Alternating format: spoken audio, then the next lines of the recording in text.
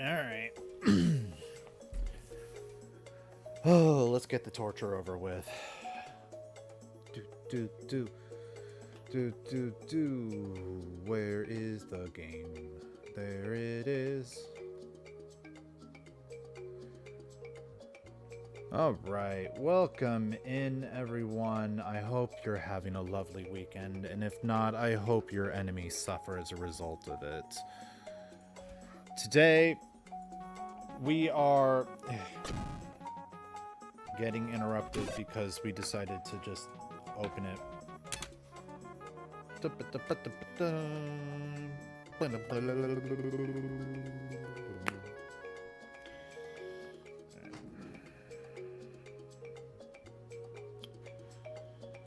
Oh, yes. That's the thing. We're back down here. What, buddy? No, not today, bud. No, buddy, I'm doing a stream right now. Yeah, sorry. After will be when you're in bed.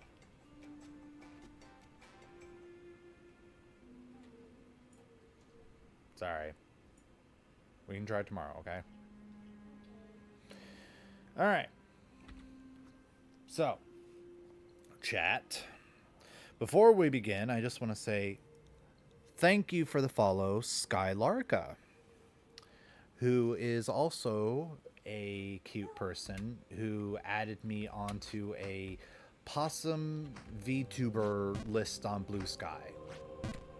So we'll see about that, but it was very nice of them to add me on. This is my first list. It's rather exciting.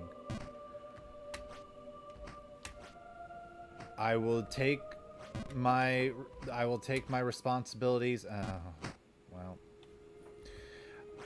I will not abuse my responsibilities as a list honor person, whatever. Ooh, okay, so far not too bad. We had the traditional easy jumps failed things, so that's out of the way. Okay. And then to the left, yeah, and then to the right. And then to the left. Up. Up. Okay. Oh, in a quick moment, Twitch is saying that I've earned a badge. I earned it on...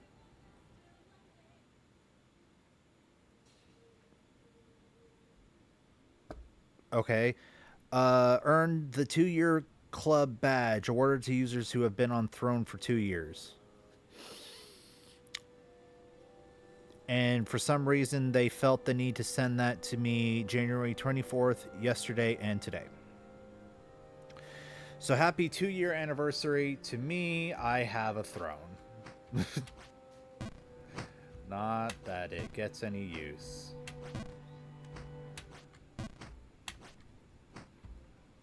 I don't even remember the last time I've updated that thing. If I've even updated it. Oh, thank goodness.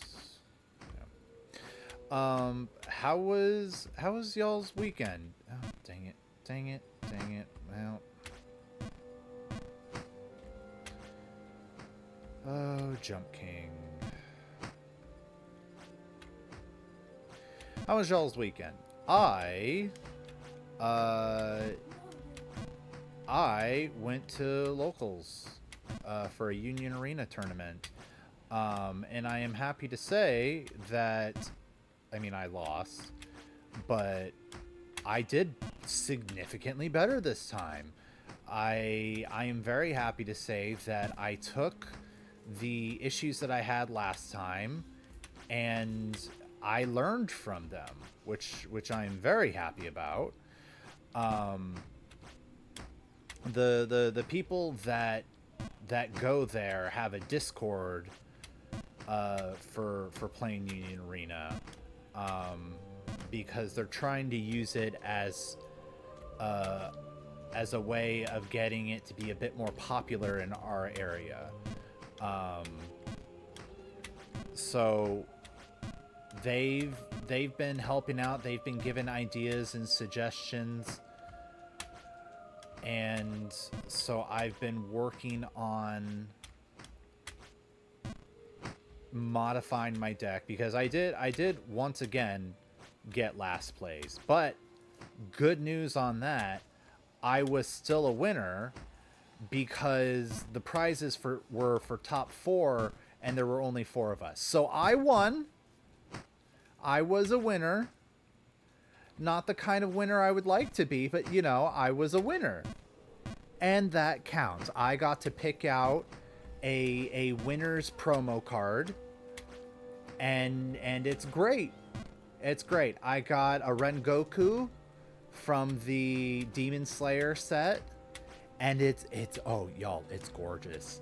It's like it's got some, it's a gold card primarily, and it's got like accents of red because you know flame breathing and all that, and also like it's a red color card as well. But yeah, like it is a pretty card. Like, did I earn that card? Not really, but I'll take it. I want it, and I haven't been able to buy a box of Demon Slayer Union Arena, so I will take as many of these cards as I can get, and I will take as many of these cards as I can get in general. I don't have the silly pride of like, oh, I didn't really earn it. No, give me the cardboard. I'm in it for the shiny cardboard. Gimme. Okay, here we go. Oh, okay. I think this is a good sign for today's stream, y'all. Okay.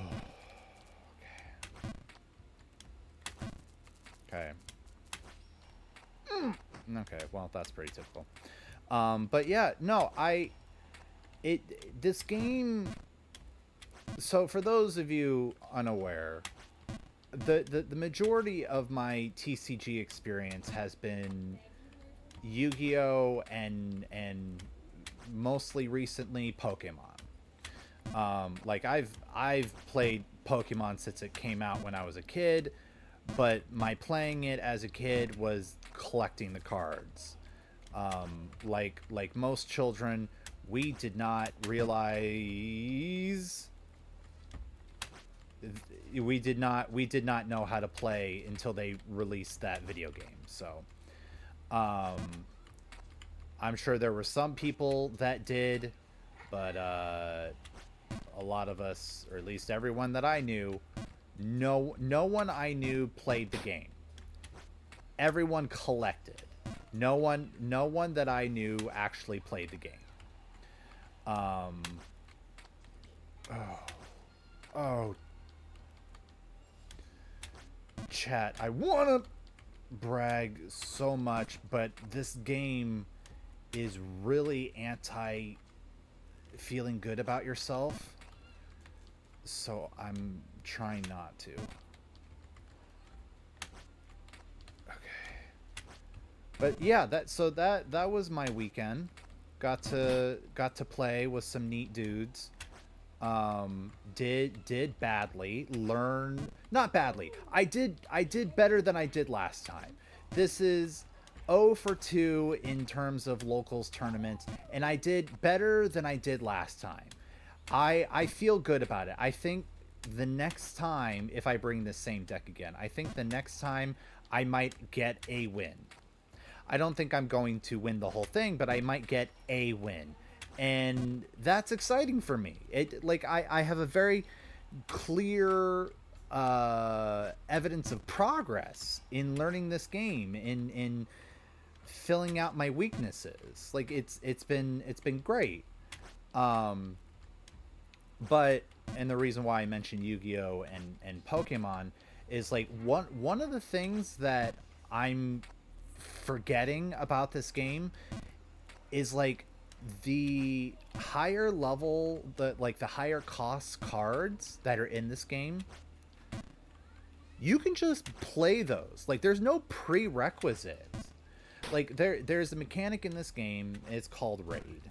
You know, one of these days I'll maybe, instead of doing a Pokemon stream, I'll do a Union Arena stream, and I'll show you all the game and how it's played. But there's a mechanic in this game. It's called, they refer to it as raid, and basically, I mean, the short version is you want to do it. You definitely want to do it, and like your strongest cards are usually going to be raids. Oh. I'm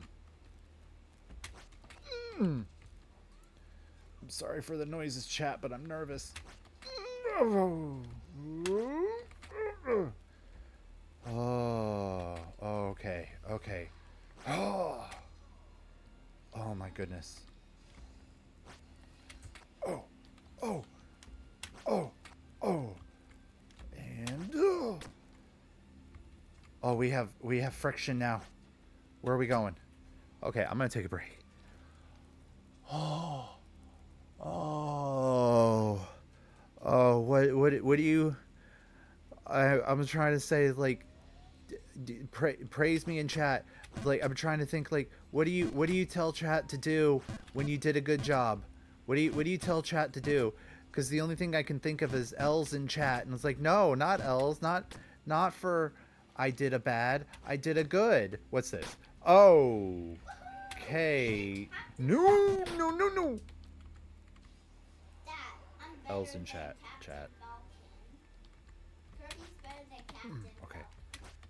Okay.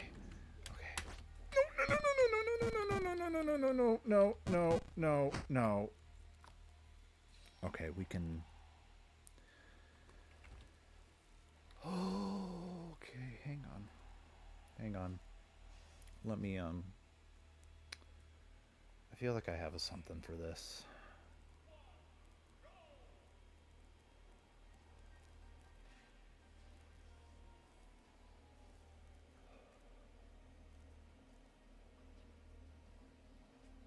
I don't know what that image is. We'll do that. Yeah. Yeah, we'll do that. All right, starting over. But luckily only from this part. Anyway, so like the mechanic is basically that, like, if you have the required card, so I usually am playing a bleach deck, and one of my best cards is a raid Ichigo, and so what I would do is, if I have an Ichigo out on the field, I would raid it. Oh, I should not have done that. That was way risky, but we lived, so I would raid Ichigo, and then I get the benefits of a raid card, and like, yay. But, and so like I have the thing that I'm having difficulty with is the fact that you're allowed to just play the raid card. Like, I don't have to raid Ichigo. Like, the raid... like,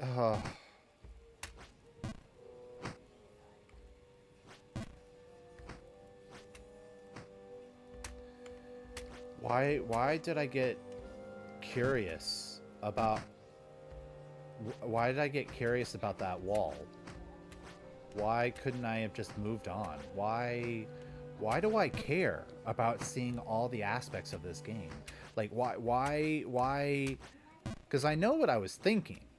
See, what I was thinking was, ooh, this looks like a wall, but I don't see the very clear barrier. Maybe there's like another hidden wall thing in there. Why do I care? This hat does not look good on me. If I could replace it with something better, I would. It's not a good hat. It's a backwards white hat. Like, with a red bill. Do I want another white mid hat? No. I want to be done with the torture. So why do I feel the need to get everything, even in this game? I'm not even a dedicated completionist. Like, I am fine with not getting everything in a game if it's gonna be ridiculous to get everything. And a game like this, getting anything, including just to the end of the game, is ridiculous. So I don't need to explore everything. And I shouldn't explore everything. You get punished for exploring things. Anyway, so like I have the raid card, and the mechanic is you can use that to raid an existing character and you get the stronger character. Here's the thing though, the card you raid with, raiding with it is optional. If you can do it, you should do it usually. But it's optional. You don't have to do it. You can just play the card. Now, you won't get the raid bonuses, but you'll get the strong card out because its attack power is not defined by whether or not you raid it. It's just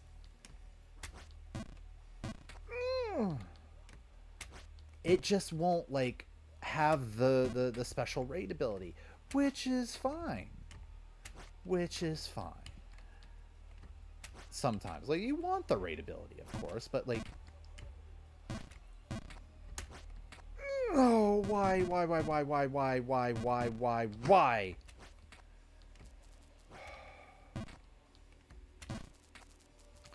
And so anyway, the thing in terms of building this deck, and I've been trying to not net deck for this game. This game is brand new. Like, I am doing my best to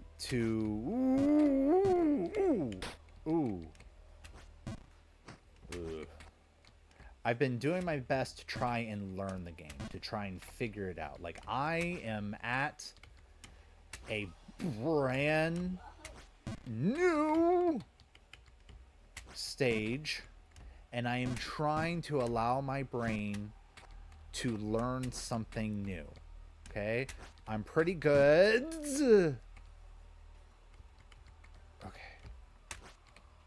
At Pokemon. And so I want to be pretty good at Union Arena. Okay.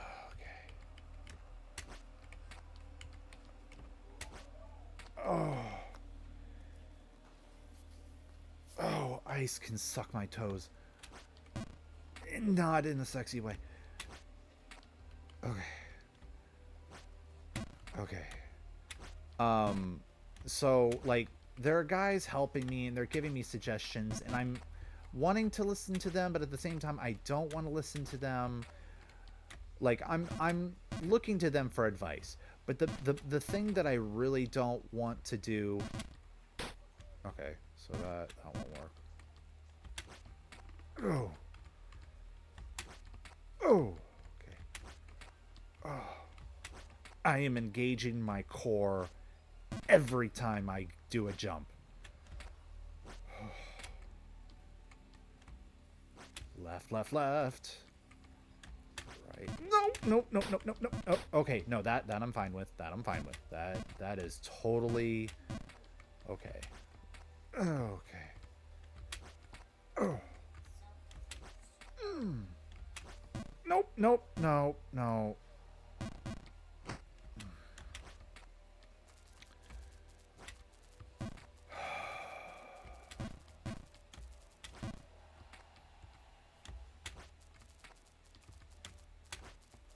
Oh, no.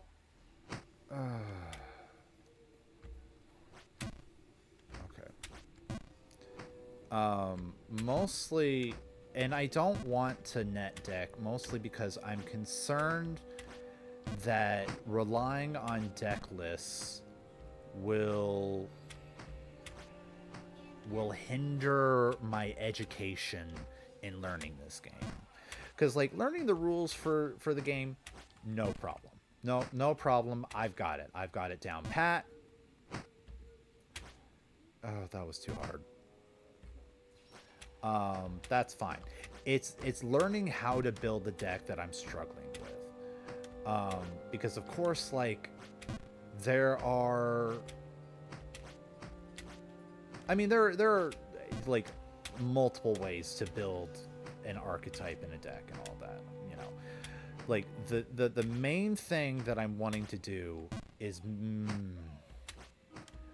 make sure that I understand what I'm trying to do, so that when I play it, I can see how it is working and how it is not working. And I can't do that if I net deck. I can't. To be clear, this is specifically a me thing. I am. Oh my goodness. I am not going to get better at this game, just like I don't get better at Yu-Gi-Oh! By seeing someone else's deck. I get better at Yu-Gi-Oh! By being able to... Yes, buddy. Very nice, buddy. At least someone in this house is winning tournaments. Very nice. But like I'm not going to be winning, or I'm not going to be learning anything if I am relying on the internet telling me like do this deck. I was like, okay. This is, you know, this is what the in whatever some sort of tournament did. Like this was their second place deck. This is what they're doing. It's like, okay. So I can copy that deck. That doesn't teach me how to build better.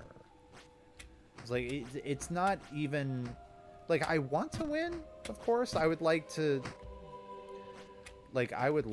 get first place, of course. Like, I mean, I'm not spending, you know, tournament money for the sake of like just to be there. Like I like naturally I would like to win. I would like to do better. I would like to be able to be like, hey, I did a good job.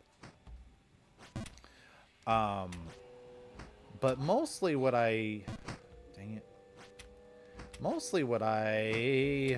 want at this moment, at least, is to get better at building and have a good idea. Like if I build a bad deck, I want to know it's a bad deck. Like I can do that in Pokemon. Like I can build a deck in Pokemon and I can say this is a bad deck and it's a bad deck for these reasons. But you know what? I built it and it has this goal and I like it. And it's like, okay, like it is a bad deck, but it does the thing that I want it to do. And it's like, okay. And like, you know, I mean, granted, my definition of a good versus bad deck is like, okay, you wanted it to do a thing, right? What is that thing you wanted to do, and does it do it? And if the answer is like, no, it can't do that thing, then okay, it's a bad deck, you need to fix it. But like, in terms of bad deck in general, It's like, okay, it is a well-built deck. It is a good deck in that regard, but it is a bad deck because it's going to perform poorly. Words, languages, complicated.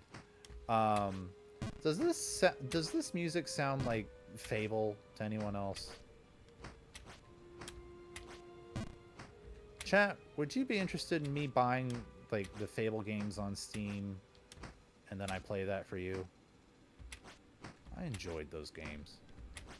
I need Lionhead Studios, if they even still exist. I need them to release like a trilogy thing on Steam so that I can play all 3 of them. Because I only played 1 and 2, and I tried to play the 3rd, but I got my copy of number 3 right around the time when my Xbox 360 got the old red ring of death, and it was never to be revived again. Because in my process of trying to fix it, I did a thing and basically killed it. Because yay, Microsoft. It was such a good idea for you to get into video game design. But anyway, let me know. I think they only have the first Fable out, but let me know. And then if you do, I can save up and get that.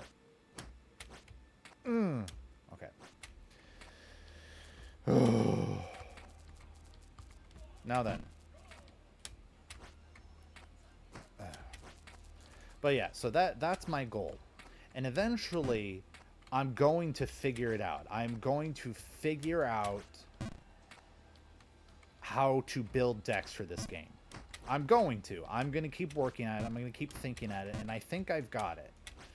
I think I finally have the mindset, but I'm still working on it, because the main thing that I'm still working on is being able to say, hey, you know what? I actually don't need to worry about having too many of these high cost cards, because the high cost is not actually a high cost, it's a high requirement. And like, if I can get that requirement for one, that means I've got it for all of them, and it's fine.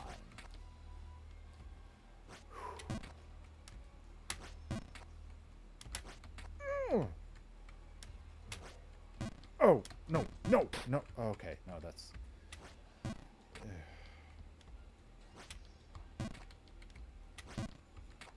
So that's the thing. And even as I'm saying it, even as I'm saying like, oh no, it's fine, I can just play the Raid Rukia card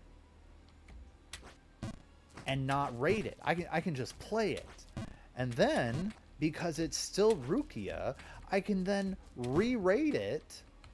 Or no, I can raid it even though it's the raid card. I can raid the raid card. That is allowed because it's still Rukia.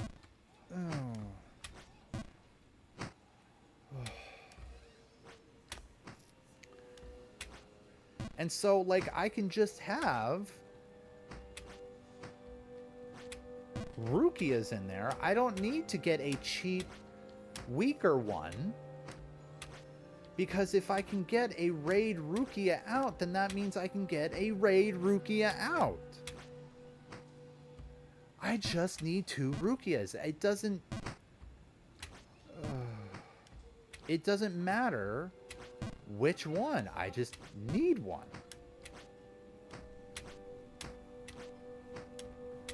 But even as I'm saying that, chat, there's still a part of me, because putting the raids out, it gives the impression to me, it gives me the impression of, like, in Yu-Gi-Oh, like, you have your extra deck monsters, right? The raids, to me, keep feeling like a synchro monster, like a fusion monster. You can't just send those out, all right? This isn't season 1 of Yu-Gi-Oh. You can't just summon a fusion monster because you want to. There's bureaucracy involved. There's like rules and some prerequisites that you got to do. You can't just go willy-nilly and attack the moon, okay? You can't do. There is a card called Attack the Moon, and it does let you destroy spell cards, but that's not the point. The point is that that's how it feels to me right now. Like, it feels like putting the raid out. It's more accurate to say putting the raid out feels like you're just playing a stage 2 Pokemon straight to the active spot. You know, it's like, no, you can't do that. You need a prerequisite. You need the lower stage Pokemon first. Like, you can't just put out Charizard. You need a Charmander. You need a Charmeleon. And that is the thing that I'm struggling with right now. It's a mental issue of mine.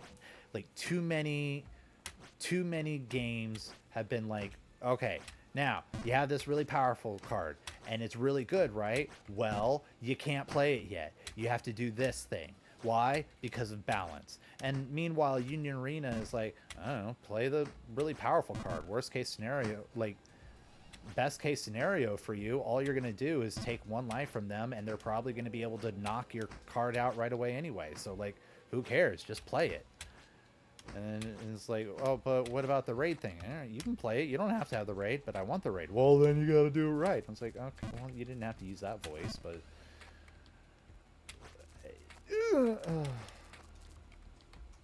But yeah, it's something that I'm learning. It's something that I'm learning and I'm working on. Like, it's one of those things that I did. It's one of those things, and like, one of the things that I'm still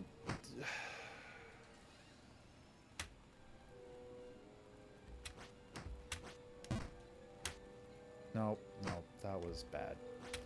One of the things that someone basically pointed out to me was like, you don't need the lower cost characters if you're trying to bring out the bigger cost characters. Just bring out the bigger cost character. You don't need the lower cost version. All right? You need a certain number of the bigger cost ones. And it's like, my deck is basically an Ichigo deck. All right? And so, like, naturally, I want to max out the number of Ichigos that I have so that I can make sure that I can specifically use the raid of Ichigo. All right? But I need to stick in some other options. And to do that, I need to make some adjustments. I need to make some cuts. And one of the suggestions was like, take out the zeros, the low cost Ichigos, which feels wrong. But, you know, they point out, like, you still have 8 other Ichigos. And, like, I do. Because the way that this game works is Ichigo Kurosaki. Okay? That is a character, that is a card in the game. You have an Ichigo. I hate this game. You have an Ichigo, and, like, you have different versions of Ichigo. You have some that have a higher cost, that are more powerful, and that have a raid capability, etc., etc. They're all still Ichigo. And so... Oh, nice job, buddy. Where am I? Oh, jeez. Like, they're still Ichigo. And it does not matter that it's a 0 cost or like a 1 or a 2 or a 3 cost. Like, it does not matter what the energy cost is. It doesn't matter what his battle power is. I mean, maybe at some point in the future there will be one that's like, okay, you can only raid this one off of a 0 count. And like, okay, then it's gonna matter. But like right now, it's just it needs to be Ichigo. That is it. It needs to be Ichigo. That is it. And so I can use one of my higher cost Ichigos. I don't need, I mean, it would have been 12. I don't need 12. I can work with just 8. Probably, I don't know. This deck needs to be tested. But the point is, like, I can try. It's not unreasonable because there's an Ichigo, and therefore, since it's a 50 card deck, 8 copies, effectively, 8 copies of Ichigo is a pretty good statistical number. Like, that's a pretty good ratio in terms of, like, everything else that I'm going to get in the deck. And so if I take out those 4, I have room for something else. I have room for other 4K cards. And one of the other things that they're pointing out is like, I don't need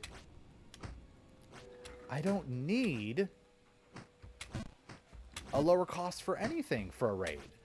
It's like, I can just have the raid. I can put out the raid character, and then it won't have its ability, but as long as I still have action points,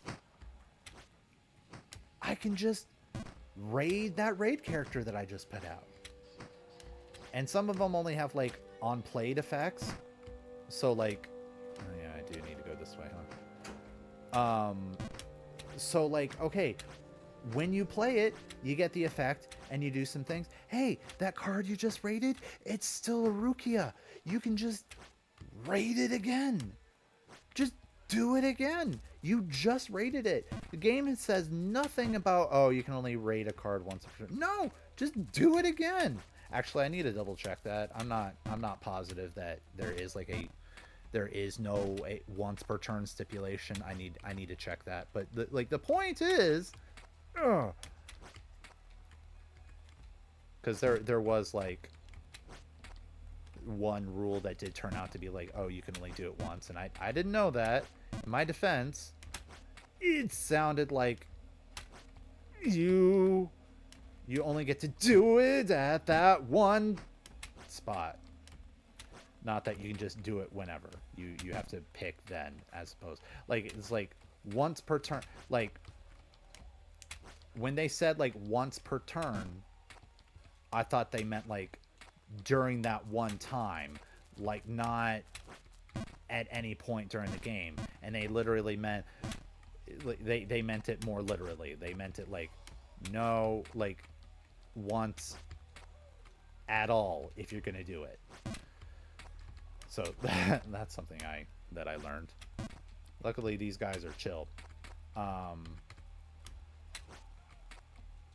shoot. Okay.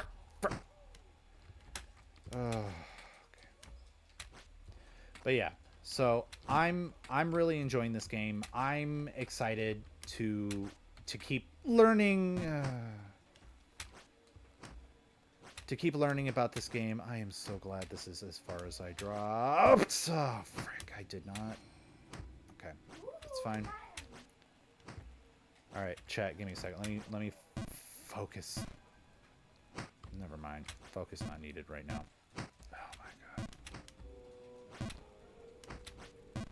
Oh my god.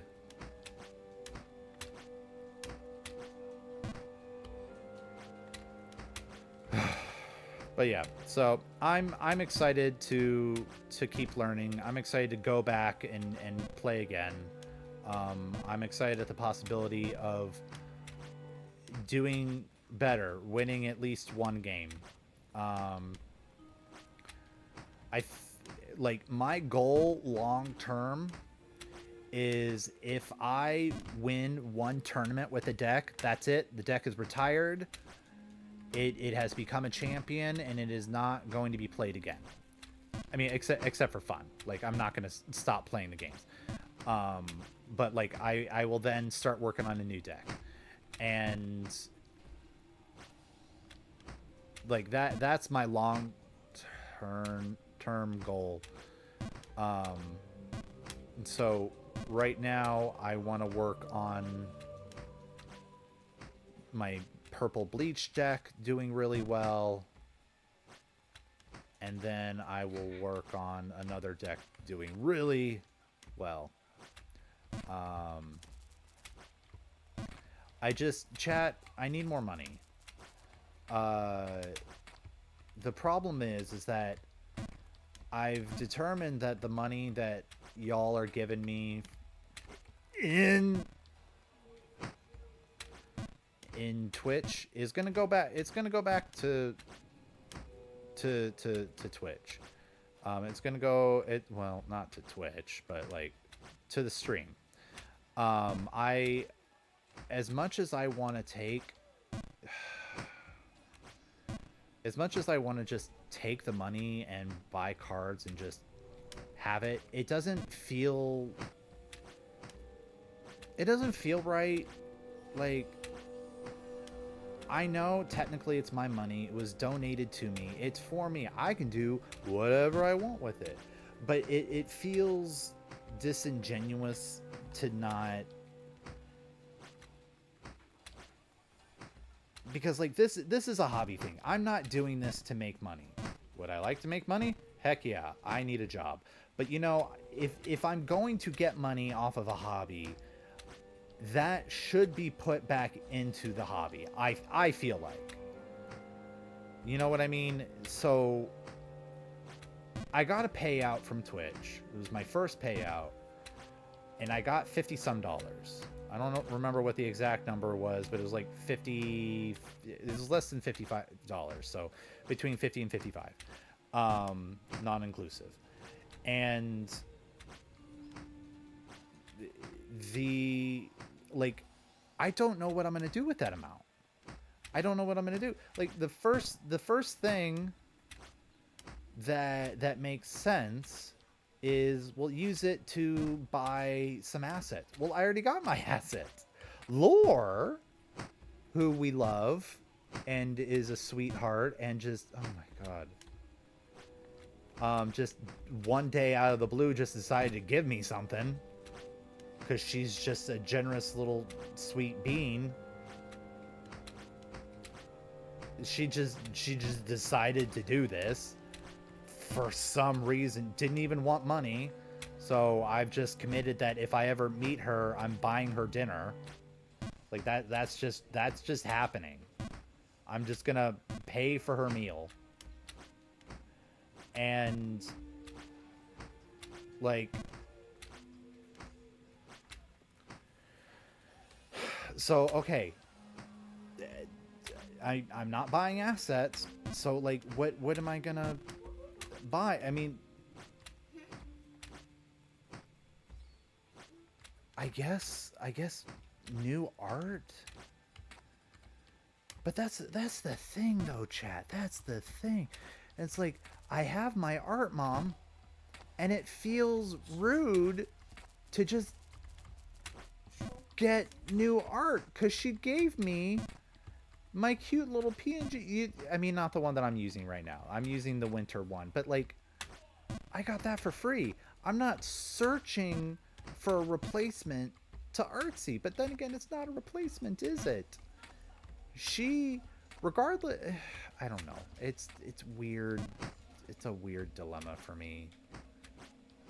But if I'm not going to get like a model, I mean, what model am I going to get that would be fitting for what I'm trying to do and would cost $50?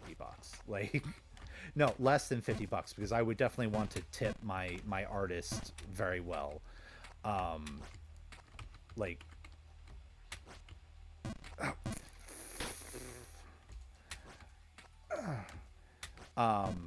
but like, so what do I do? It's like, what I really want to do is I want to use that $50 and buy some more Union Arena cards. But I'm not doing Union Arena on the stream.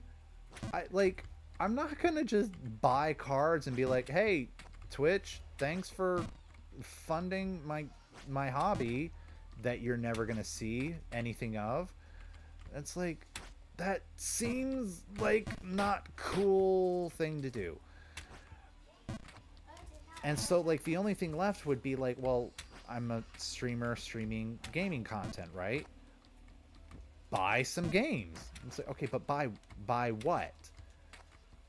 Like, I don't know.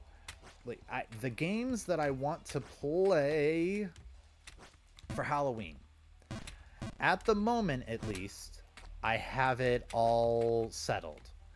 I'm nope. I'm going to murder Tony one day. I'm going to Tony, if you're lurking, I love you, but also whatever game you choose to make me play in the future, please be nice. I'm genuinely begging. But yeah, I don't want to just play games. It's like, listen, I believe in the streamer should play what they feel like. Okay, I'm a big believer in the audience will follow the streamer. Like, you don't have to worry about playing what you believe is like the new meta in terms of content. Like, you don't need to do that.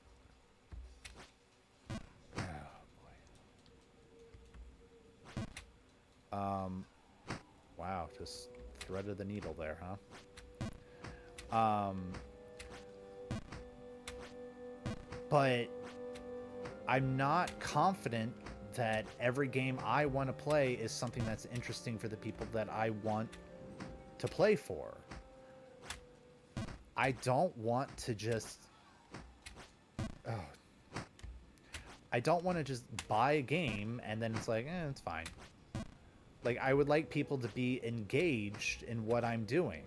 I would like people to actually enjoy what they're doing. What they're basically funding for. And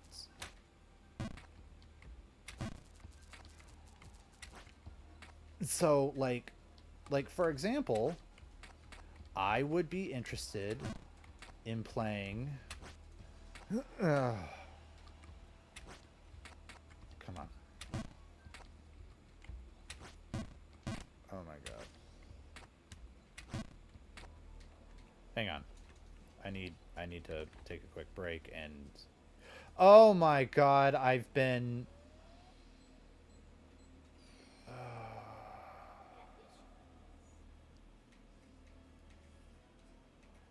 Hi, chat.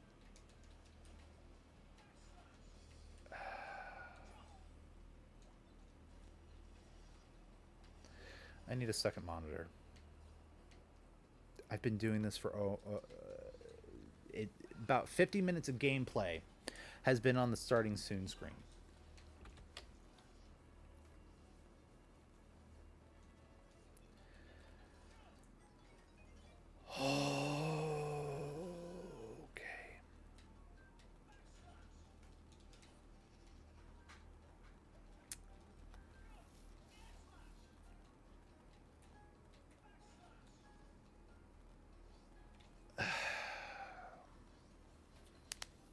Okay.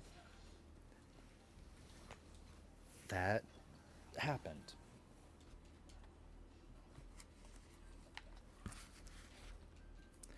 You know, I'd probably feel better about things like this happening if, like, I saw big name streamers do this too, but they probably don't.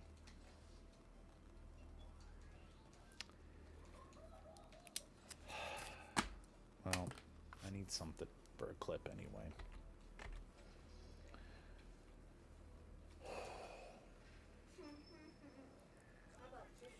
Anyway.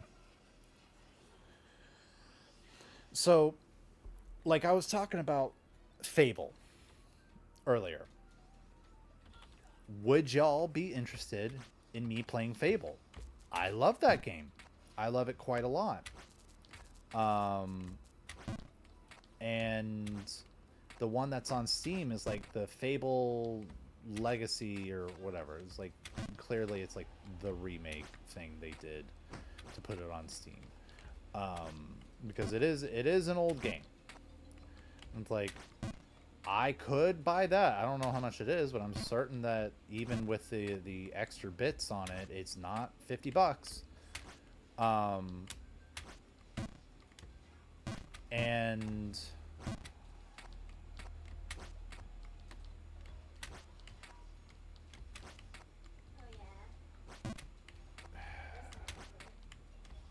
I'm still embarrassed about what just happened. That I've just been on the starting soon screen this whole time.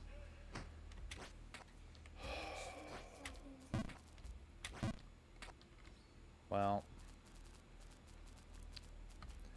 I guess anyone who might possibly watch this video in the future, like did you enjoy the podcast? Did you enjoy it? This has been podcasting with Mark from the YouTube comments. Tune in next time when he F's it up again.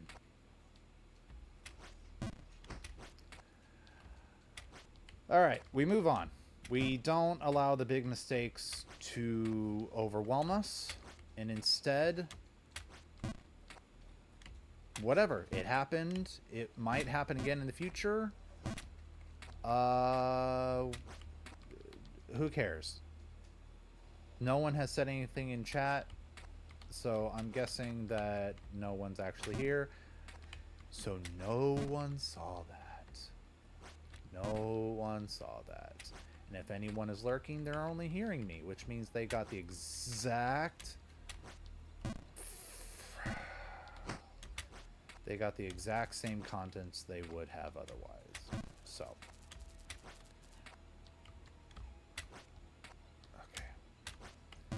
Anyway, so like I would enjoy playing Fable, but if it's something that's not going to get like a lot of attention, well, I can play that on my own time. So that's the thing. Listen, if Tony hadn't redeemed me doing this, would I play this game? No. Am I ever going to play Elden Ring or Bloodborne or Dark Souls or anything like that? No, not even on my own time. Those games are not my cup of tea. Okay? They're not my thing. They look fun. They look interesting. The lore looks interesting. All right? And then you've got that one woman in Elden Ring who is very attractive. And then she explodes into this like half naked like butterfly woman thing. I'm not quite sure, and like she's still attractive, and it's like cool, awesome, like great.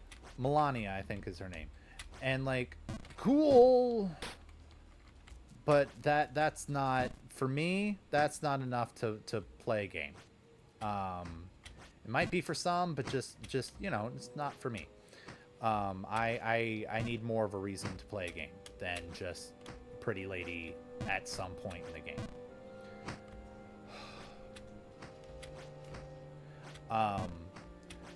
So like I'm not going to play a game that chat wants me to play if I don't want to play it, with the exception of situations like this, of course. Like I will be a man of my word. I will play this game that has been redeemed of me.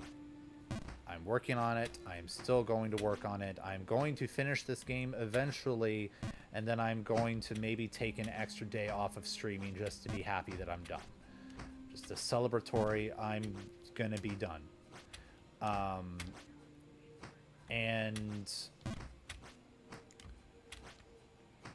But under normal circumstances, no, I'm not. If chat was more active and was like, oh, Mark, I want you to play this game, and I was like, no, I'm not gonna play Jump King. That doesn't sound fun to me. I'm not gonna do that.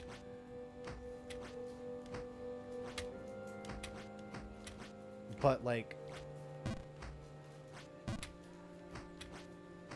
So, like, Fable, if no one liked it, okay. Hey, guess what? I'm an adult. I can play on my own time. I don't need to make every bit of my life streamed. Um, I, like, I'm not making... Like, this is not paying my rent by any stretch of the imagination. This is not paying my... This is not paying my rent. This is not buying me my groceries. Like, this isn't even, like, fully funding any of my hobbies. So I am not going to intentionally torture myself for the amusement of others.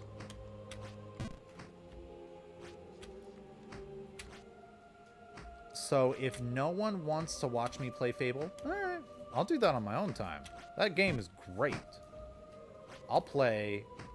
I'll save up my money, I'll buy it when I don't need to worry about buying the next set of Union Arena. And yeah, I will just enjoy that.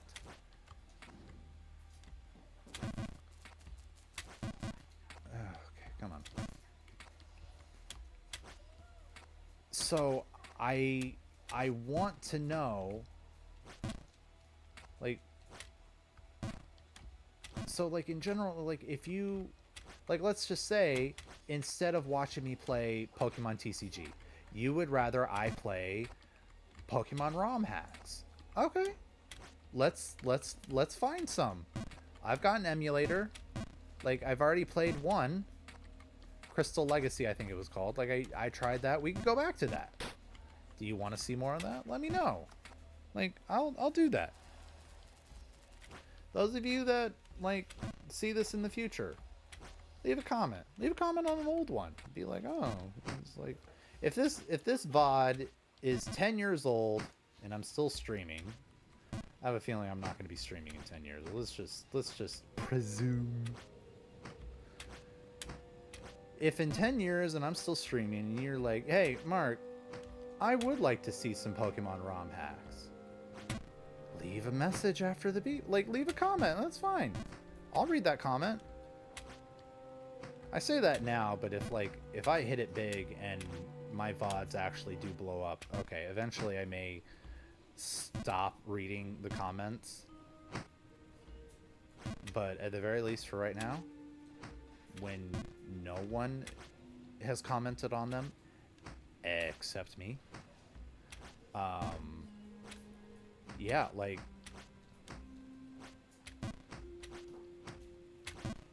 go ahead, I'll read it, and sure, we'll play a ROM hack. Or maybe I'll say, no, that doesn't sound fun. I'll tell you if it doesn't sound fun to me. What am I gonna, what's the worst that's gonna happen? You're gonna be like, oh, you suck, and I'm gonna be like, okay, yeah, now I'm definitely not taking your suggestion.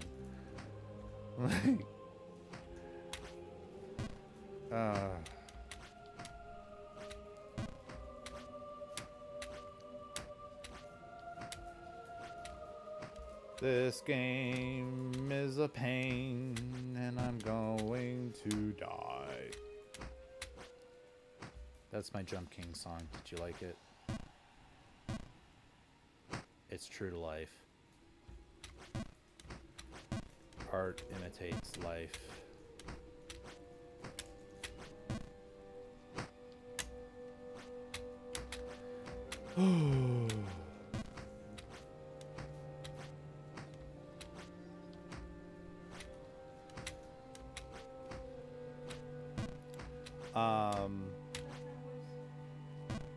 Too far.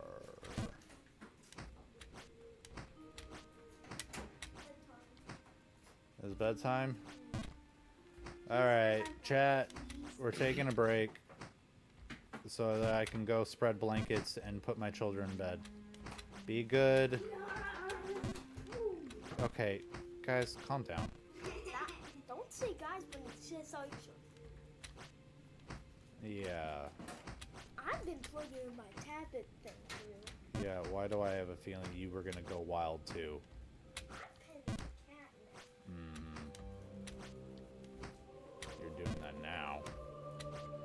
I will be there soon. I'm just gonna try and make some progress first, okay, bud? Make sure you go to the bathroom and all that stuff you know that you're supposed to do.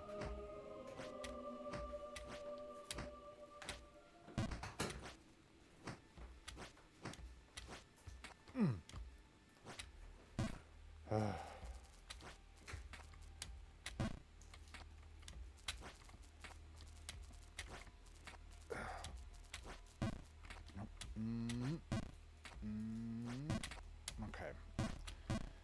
That jump I can do full power at. That's good to know.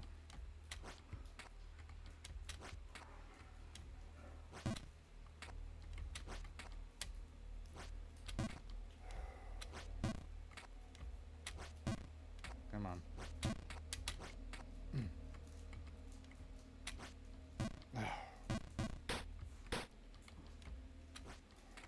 Come on.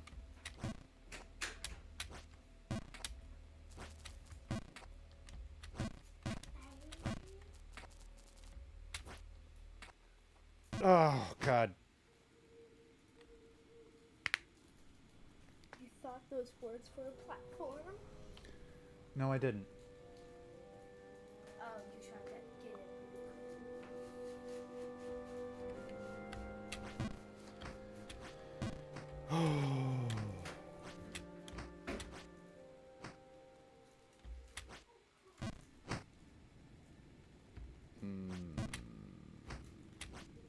Thinking.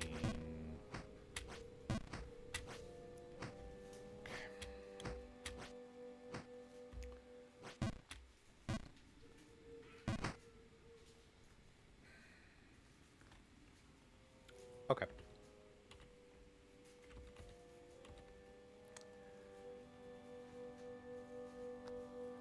Okay.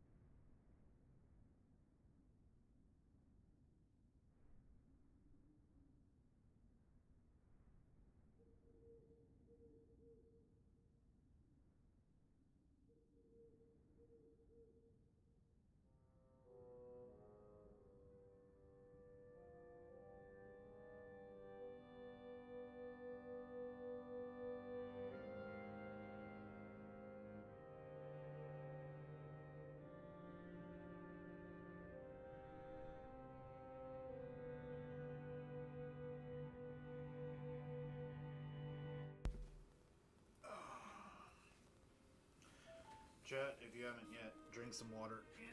Do a stretch.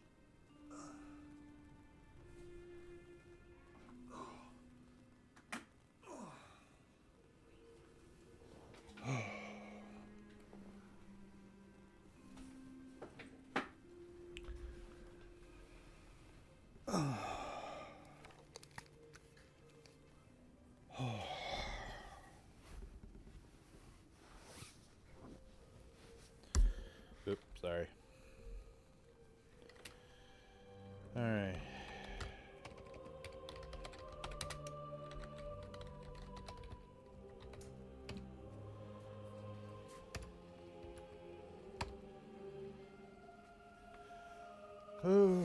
We're just gonna do a quick shout out to Lore because we love her.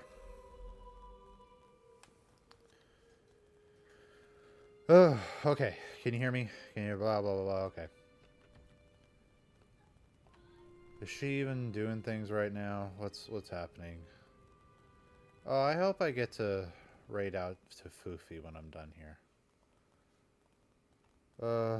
Okay. Alright, what time is it? Yeah, we still got time. There's that game. Alright. Alright, let's keep going. Where am I?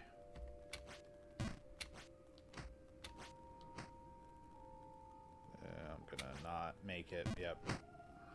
Okay.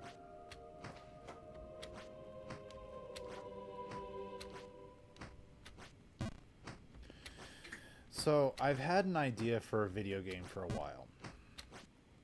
It's something that I've been mulling over, and I've been thinking, you know, all this time, you know, not having a job right now, that in between, in between job hunting, maybe I'd look into doing that. And I'm not sure how to go about making a video game. And I feel like the first thing that I want to do is to basically build it, but build it as a text-based game. Because I did do that a little bit. I've done a little bit of text-based video gaming in the past. And I'm sure it wasn't a well-programmed game. But I did it. I never finished it. Don't get excited about wanting to play it. I never finished it. It was one of those things that I was doing to try and build up some skills in Python programming. And so maybe that's what I do. Maybe the first step, at least in order to like get an idea of how I would want the game to be built. Because I feel like once you've built the game in a format, the rest of it is building it in whatever the desired format would be. You know, you figure out how to get your assets and all that. It's really just more of a matter of like, okay, well then, like you built the rules, you built the plot, you built all of the things. So what are you gonna do now? Oh, well, I'm gonna basically copy and paste it and make it 2D. Okay. And then I'm gonna copy and paste it and I'm gonna make it 3D. Oh, okay. Then I'm gonna copy and paste it and make it 4D. That's not a thing. Well, you know, maybe the technology will come by the time that I finish a 3D game. And then you argue with yourself about how 4D is not a possible medium to build in. You're like, why? It's because humans can at most see to 3D. They cannot see in 4D. And you're like, well, how do you know? And I was like, well, have you seen a 4D object? And I'm like, oh, well, all right. Fair enough. Where would that fourth line even go? I don't flipping know. But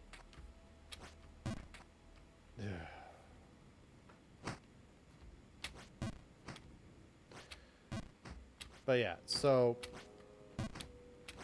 I don't know why I'm trying to be coy about this. Like, I would really hope that no one would hear my idea and then just like, oh, I'm gonna do that, and then they make it, and it's like, oh, cool, I didn't even get a chance.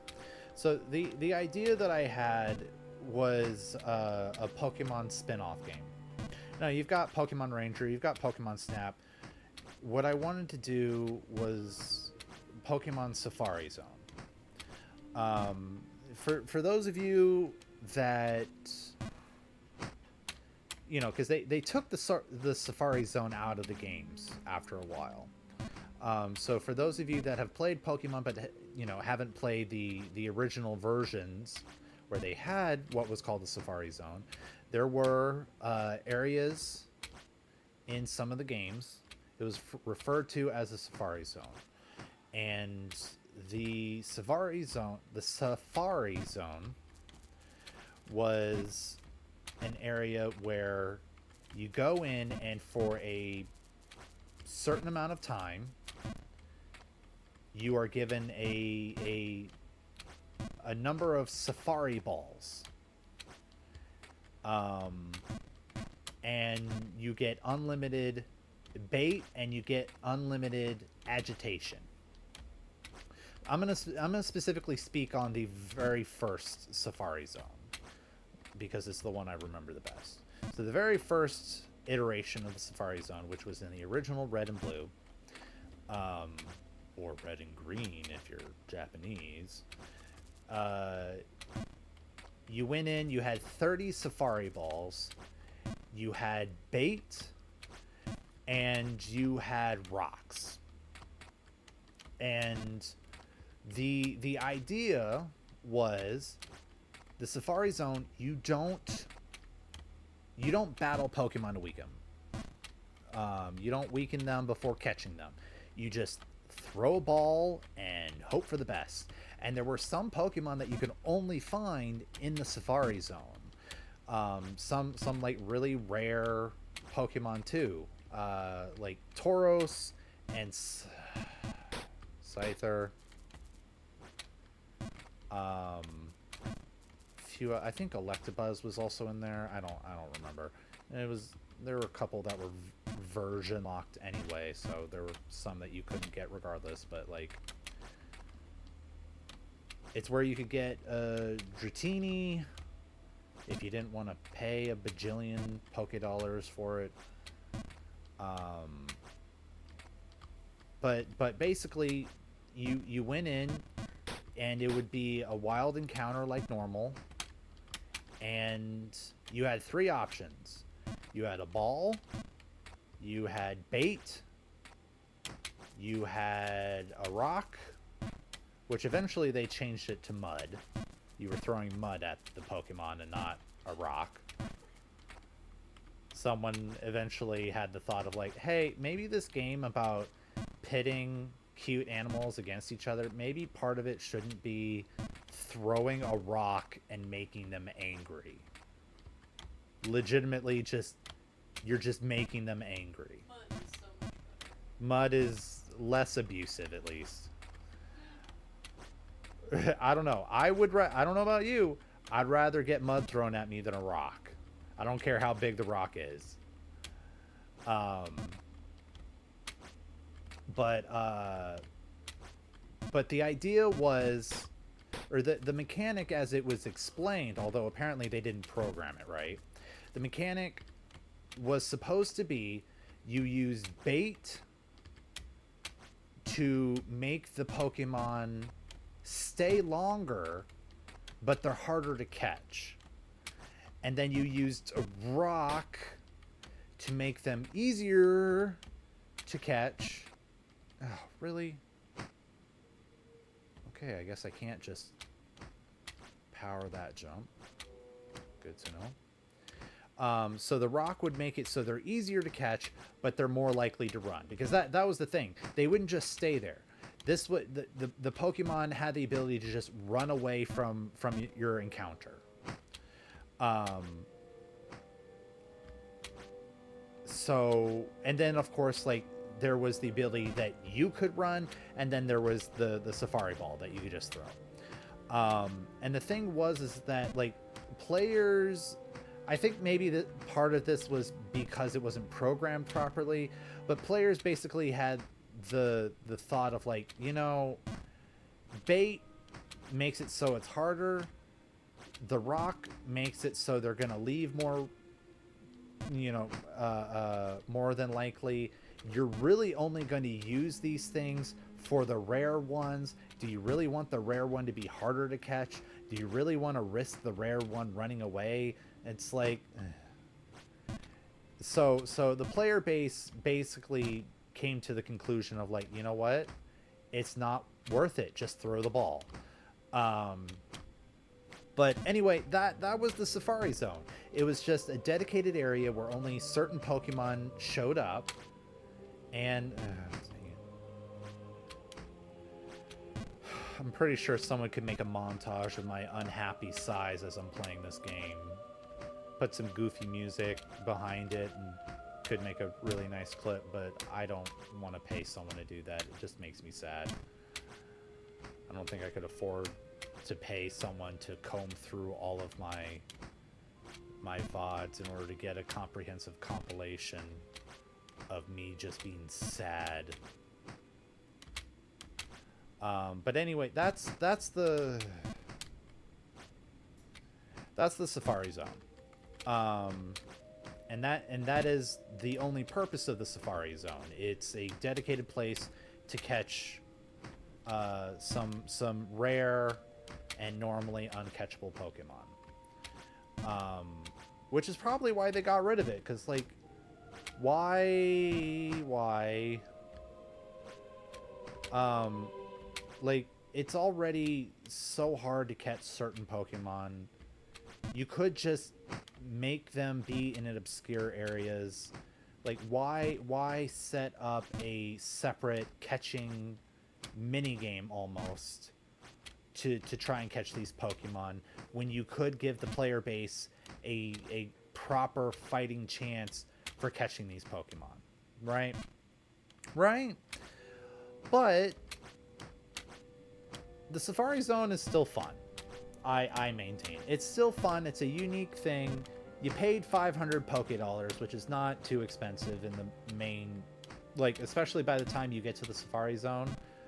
Like, by the time you have access to the Safari Zone, 500 bucks is like nothing. And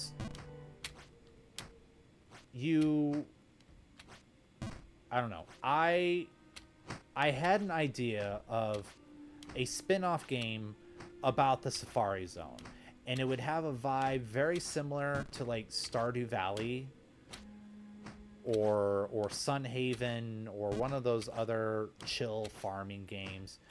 And you are a Poke breeder. You're a Pokemon breeder, or,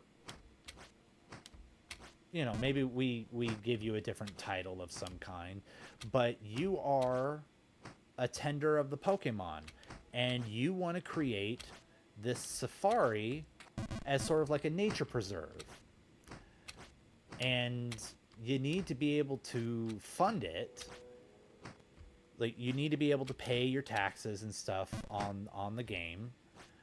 And so you set up this nature preserve, which technically that's what the Safari Zone is in the in-game lore anyway. It's a nature preserve. And so you set up the nature preserve to be a fun little catching opportunity. And you don't want someone to actually, you know, to actually fight these Pokemon.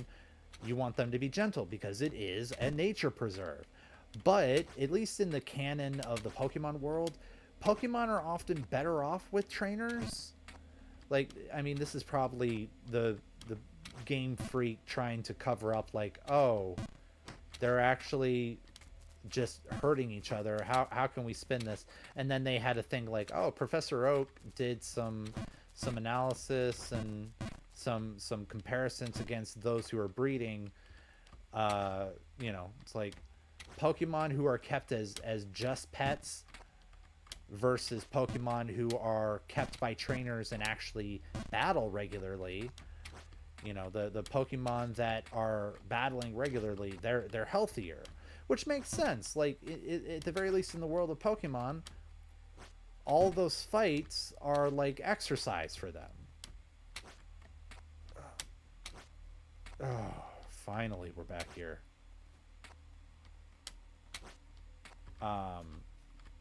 So it makes sense that the pet that's not getting exercise would not be as healthy as the pet that is getting exercise. Like that's just basic animal care, you know? Oh, why?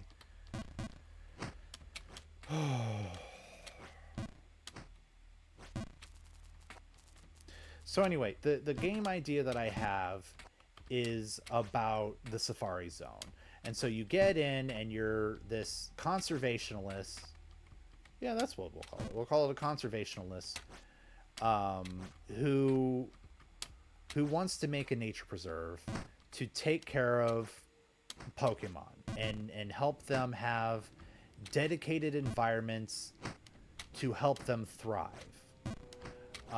Especially for the more rare and elusive Pokemon that maybe due to, you know, like the situation like pandas, you know, there aren't very many of them. You want to keep them in captivity, or at least some of them in captivity, so that they can breed and you can release them to the wild.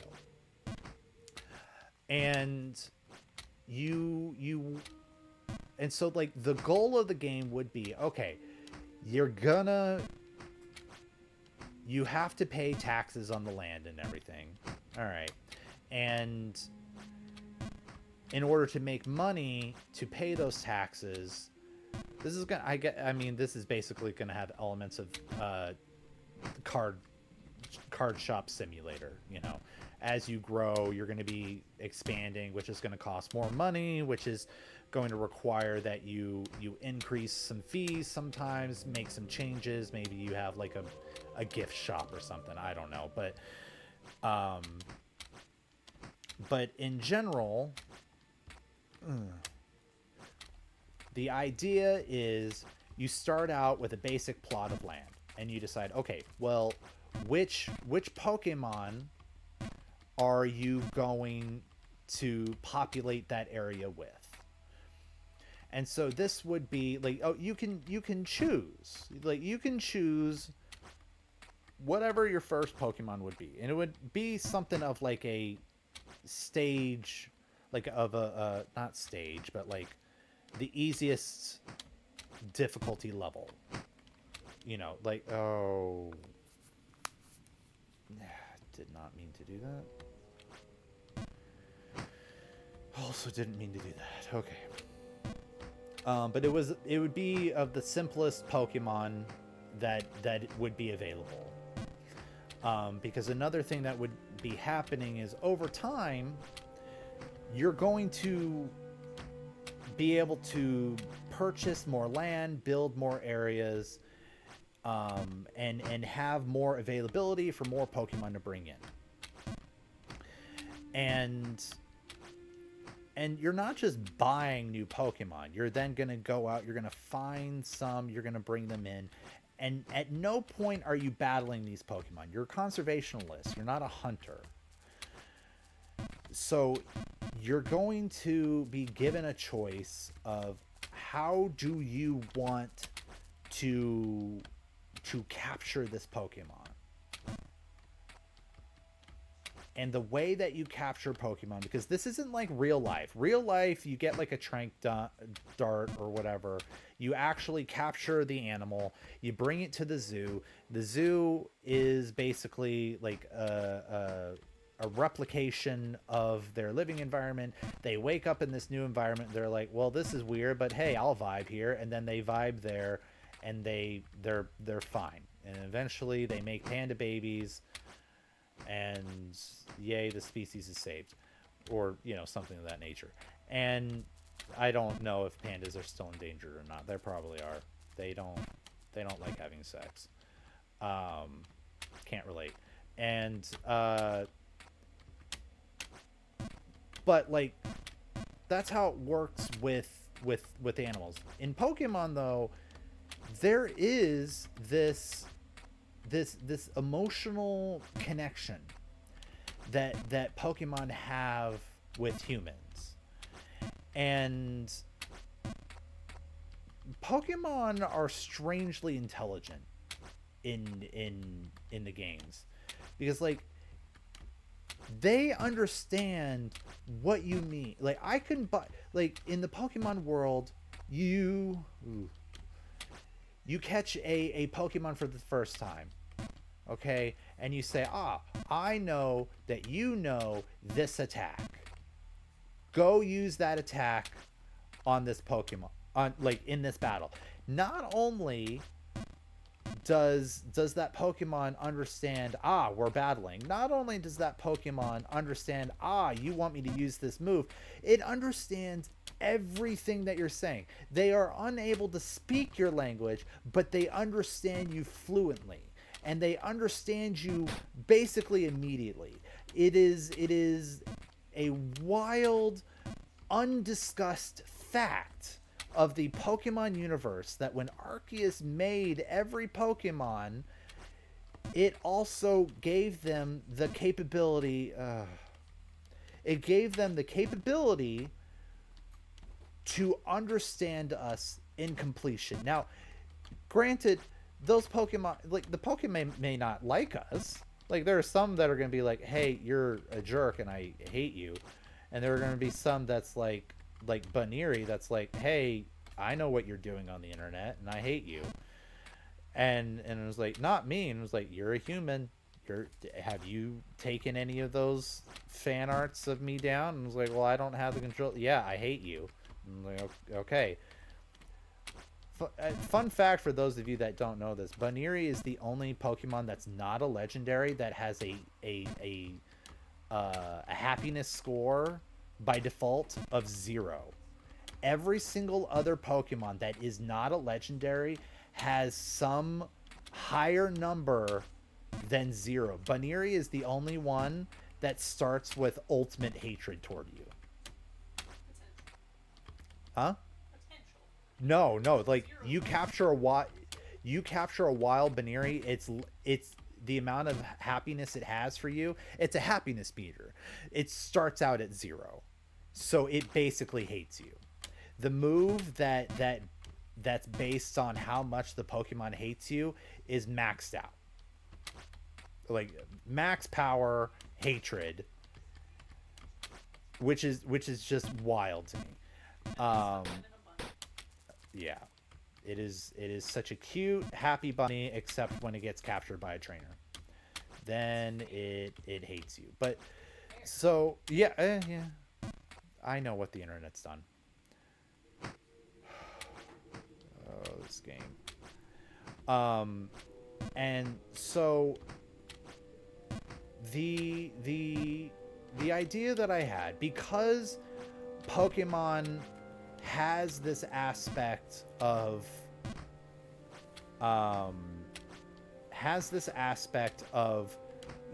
they do understand you.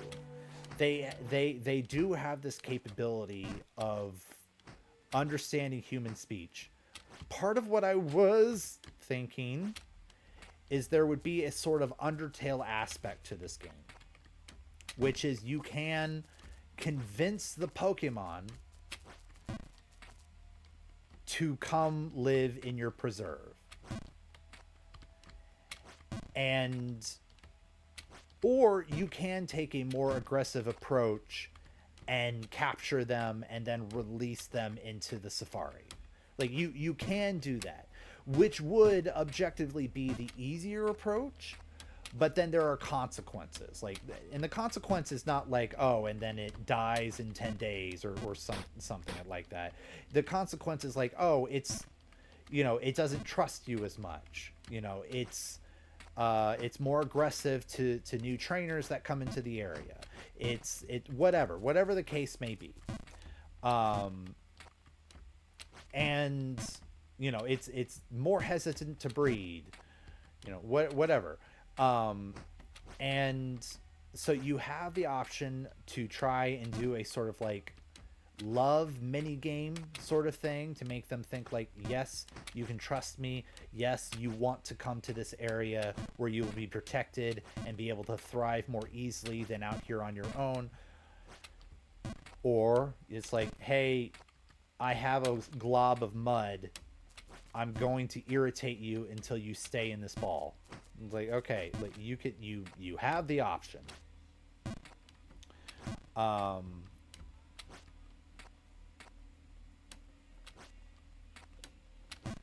But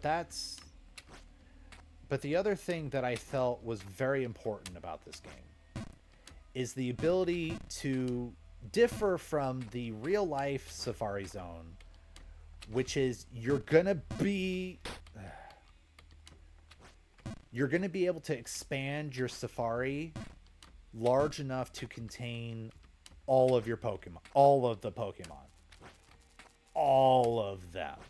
There's not going to be like, oh, you know, you're this person's safari has these 12 Pokemon. No. You're gonna eventually be able to interact with all 1,025 Pokemon. Technically more than that, because I will, you know, want to include variants of different kinds. Varying variants. Various variants. That's the phrasing I want to use. So, you know, it'll technically there is the possibility of like almost like 2,000 when you get to the different Spindas and the variant Spindas that exists and all that. But the thing is, you know, the question then becomes like, you're gonna make it so legendaries can breed and then you have a safari of like a bunch of Mewtwo's or something? Like, no. There are going to be some Pokemon that are not available for people to capture. Like, you're not catching them anyway. That is going to be the one exception, is the legendary Pokemon.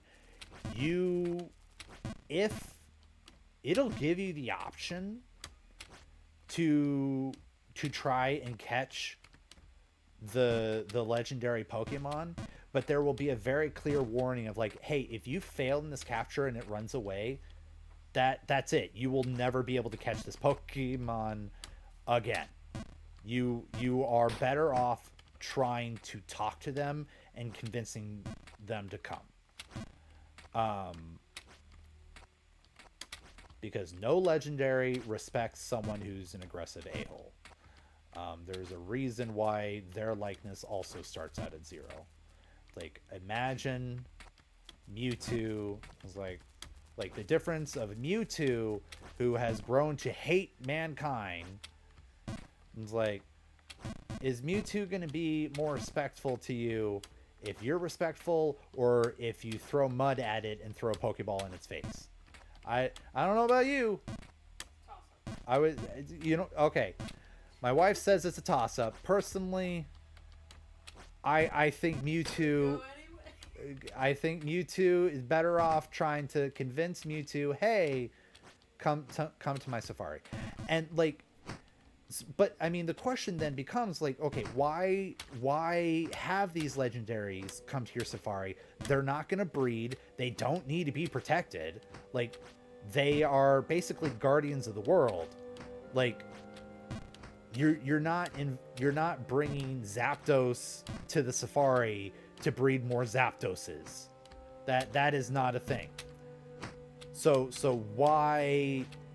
Although I may allow Zapdos to breed, because there is a Galarian Zapdos, which means there had to have been some sort of breeding in order to make a secondary Zapdos. But anyway, like, so what is the mechanic with the legendaries in? And the mechanic is, you talk to them, they are not going to be breeding in your safari zones. They are going to be looking after different aspects of your safari. Like using Mewtwo as an example, Mewtwo will be looking over what you're doing in the safari, and as you're caring for the Pokemon, Mewtwo's going to be like, "Oh, okay, since you are actively being kind and helping out these Pokemon, and clearly, you know, being different than the many humans I have met so far, I will then," and you get a bonus. You get some sort of bonus. You get Mewtwo's bonus, which is I'll need, huh? Yeah, they're my supervisor in a sense. But like the game mechanic would be, you have Mewtwo on your safari. Mewtwo, seeing that you're actually helping, you get Mewtwo's bonus. Mewtwo's bonus being that, like, maybe if, like, overall the Pokemon start to, be more likable, like even Baneri's happiness score goes up a little bit by default, because if Mewtwo, the hater of mankind, can like what's going on in this safari, all right, maybe everyone else is gonna chill. Same thing with Giratina. If Giratina, who swore to basically destroy everything that Arceus created, because Giratina lore that I don't quite remember off the top of my head, like if that is happening, all right, you know what, maybe this safari isn't so bad. And so, like, maybe it's easier to convince the next Pokemon to come over to the safari. And then as you unlock different Pokemon, because you unlock different Pokemon because your safari is growing and you are becoming a more accomplished conservationalist. Oh boy. You then run into other legendaries, and they look after you, and they're like, "Oh yeah, I can help." And your safari zone grows from there, and eventually there is an open-ended aspect to this game. There does come a point where the growth is technically endless, and you can rearrange where you're keeping certain Pokemon. You can wrangle them and decide, oh, you know what, I want to organize you over this way, I want to organize you guys over this way. And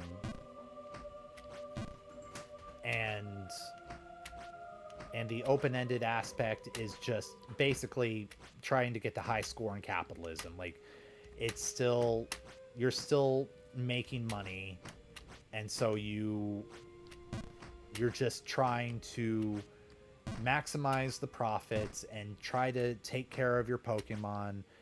And you're just, that's the open-ended aspect as you complete the game and you finish the plot of this game.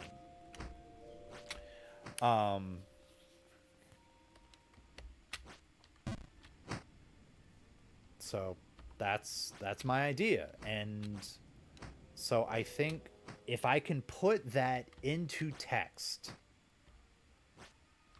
then I think if I can put that game into a text-based version of the game, then I think transferring it into a 2D version of the game, and ideally I would want it to be of a style similar to like Sword and Shield, like similar to Scarlet and Violet. I would want it to have that 3D aspect, because I think the fun of having a Safari Zone game is being able to actually see all of these different areas. And that was another aspect of it too, is like you would have, one area, it's a grasslands area, You know, you would have, and there are only going to be a certain number of Pokemon that can go into an area like this, and then you have areas that are swamps and areas that are deserts and all that. You have all these different areas that you need to cultivate in a certain way, and I would like to have a plot or, you know, mechanic based reason for how you're able to have so many different biomes in the same spot, but I think that's going to come down to just video game nonsense of like, okay, yeah, but just let it happen, bro. Like, this literally can't happen. You can't have mountains and oceans and deserts and tundras all in the same area without there being some magic BS happening. Like, that's just not a thing. You can't have a desert and an icy tundra right next to each other. That just doesn't make sense.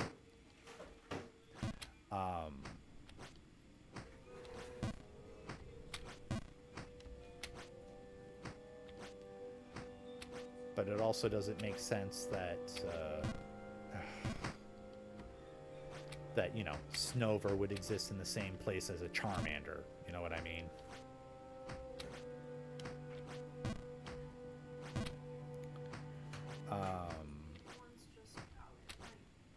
Huh? One's just out at night. Sure. Yeah. No, I mean, there would definitely be a night aspect to the game as well. Sure. Sure, but, you know, there's a difference between cold and icy.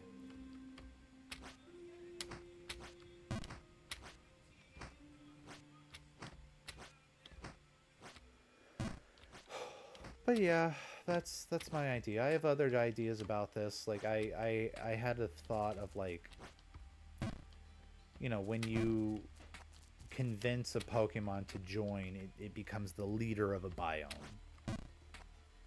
It becomes the sort of alpha of the of that species, rather. And so, you know, you convince Bulbasaur to join, and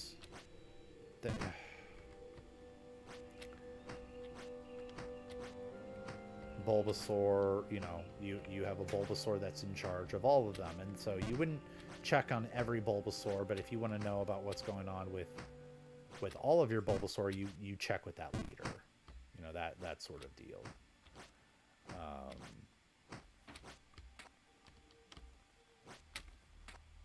Oh, please let me make actual progress before this stream ends. Let me get back to that spot. Let me get back to that spot that no one actually saw because I was on the starting soon screen.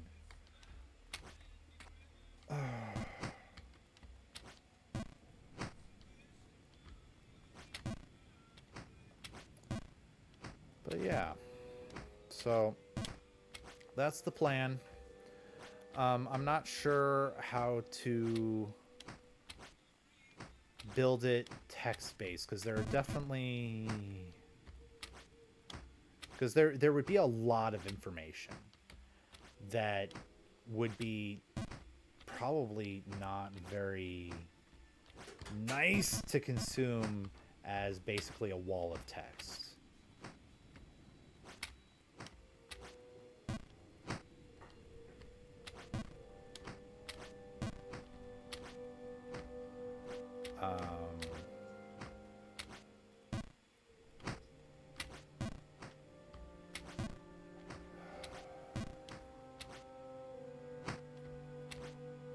Oh my god. I'm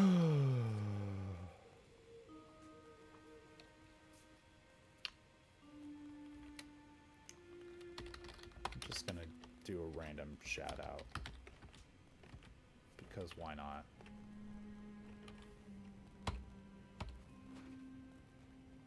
There we go.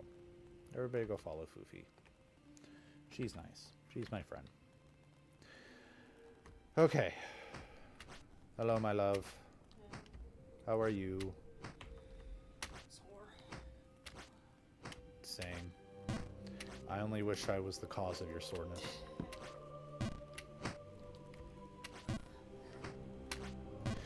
The other day, when I was accidentally being too loud while I was playing with friends, CJ was there. He mentioned that he really likes my Jump King streams because he likes having drunk wife there. And I'm like, fair enough. I also like wife being there. Granted, I'm not, you know, insistent on the drunk part. Well, sometimes I am, but that's for different reasons. But, Oh, I'm sorry, I was caught up in something. And I was no, doing laundry. please do. Thank you for doing laundry. I appreciate you. It was a bit of folding. Yeah, well, I saw the towels that went in. I know. Thank you.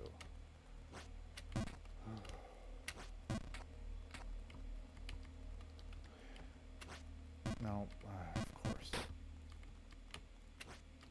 No. At least I'm only at this part. Nope, nope.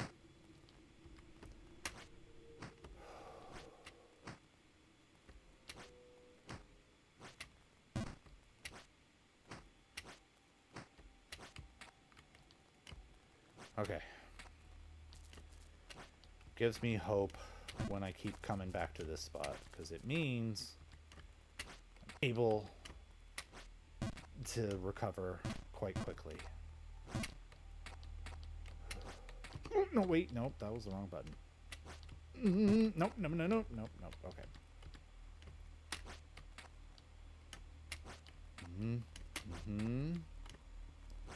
No, wait, no, no, that's not what I wanted. The first time, no, nope, that was, I held down for too long.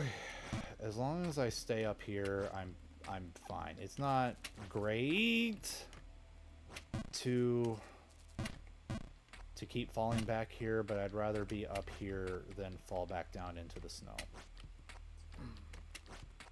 Because this is progress. I want more progress, but, you know, I'm taking whatever progress that I can get. Okay.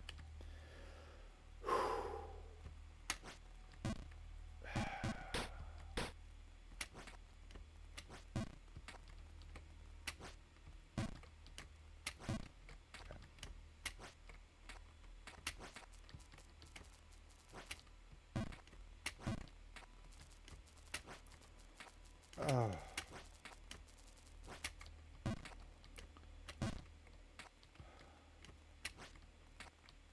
Okay. How was your day, sweetie? Fine. Yeah. I feel like a large portion of it just disappeared, but Yeah. not sure when that happened. Probably around the boxing time. Probably. That I am genuinely surprised. I know part of it is because you just keep going. There isn't really a break. But it does surprise me how quick that makes things pass. I mean, I made her pause because I was really thirsty. And out of breath. Yeah, I've I been hit the home button. yeah, I've been taking a break, or I've been taking a drinking break after each workout thing. What about Nova? Well, she came over to me while I was trying to catch my breath. You're really tired, huh? Like, what? You're really tired. Sure. Yeah, I knew it. She knows. She knows what She out of knows. breath means. She knows you. She knows. She's a smart cookie. Too smart. She is 4 and she knows things. She's almost 5. She's almost 5. Everybody, wild. my 4-year-old is almost 5. She doesn't seem like a 5-year-old though. By which I mean, like, Maybe she does. she should be older, but she's not. Sometimes I get surprised. I was like, oh wait, you're just 4 years old. Why do you know how to read? You're not supposed to know how to read yet, but you do. And you do it all the time. To the point where I don't read you anything anymore. I just have you read your own book. You read to me. I took a nap the other day. Maybe it was yesterday, I don't remember. Took a nap. And like to help, I told her like, hey, if you want to hang out with me, you can like read a book while you're sitting here. She was like, that's a good idea. And she got a book and she started reading it to me to put me to bed. I was like, That was Friday. this will, yes, that was Friday. I'm like, this will help you sleep. I'm like, okay, buddy. And it actually didn't. It really didn't, because I was paying attention to her. But, you know, the sentiment was there. She's like, I know how this works.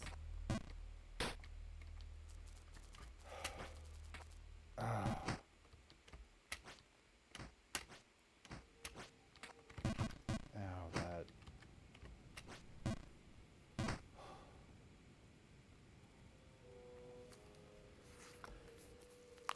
Oh boy. Okay. Where am I? Oh, I'm way over there. Okay.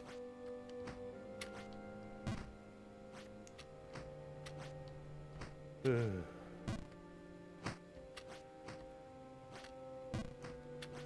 I don't know. What do you think of my video game idea?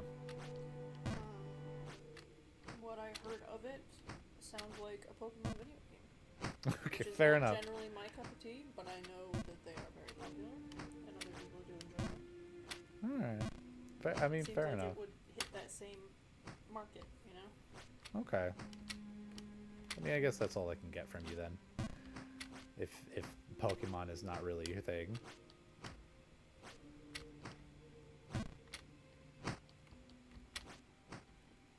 Which is weird, because we've played plenty of Pokemon games together. Yeah. I wouldn't search them out on my own, though. I'll play them with you. I do like playing games with you.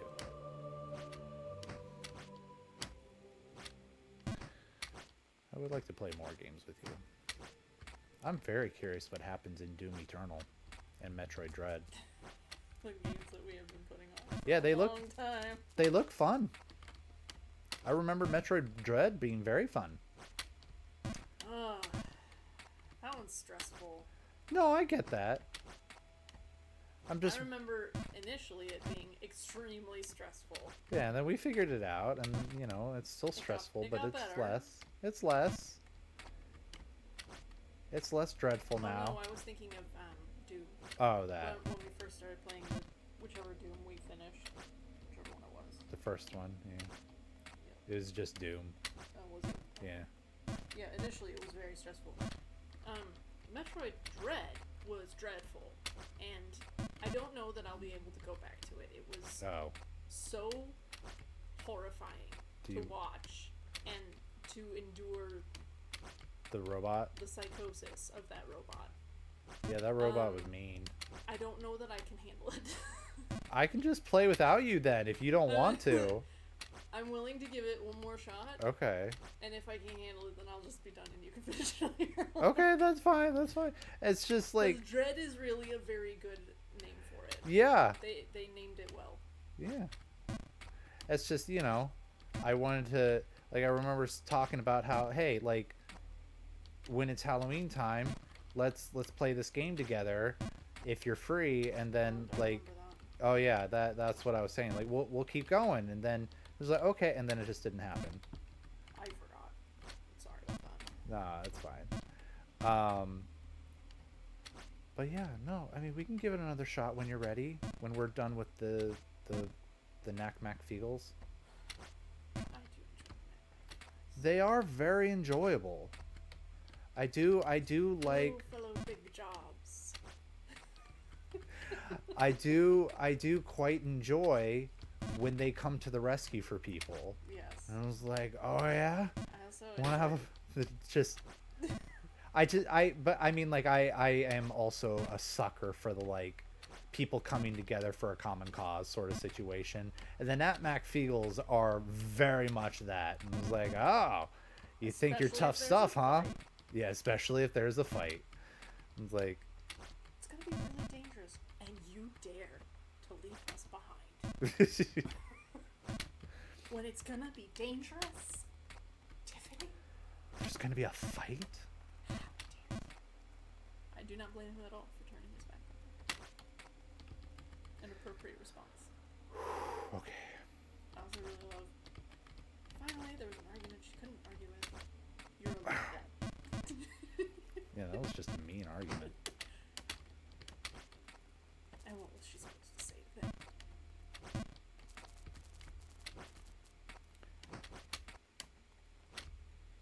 What does being 11 have to do with it? When you're 11, Would say such a thing. yeah. When you're an adult, it's like, you were a child. You shouldn't have to do any of this. What are you Ma'am? supposed to tell your parents? Oh, we just let Tiffany go off on her own into the mountains with a thing after her. That took- You're not going alone. That took control of her body and made her kill a woman, Only half dead. technically.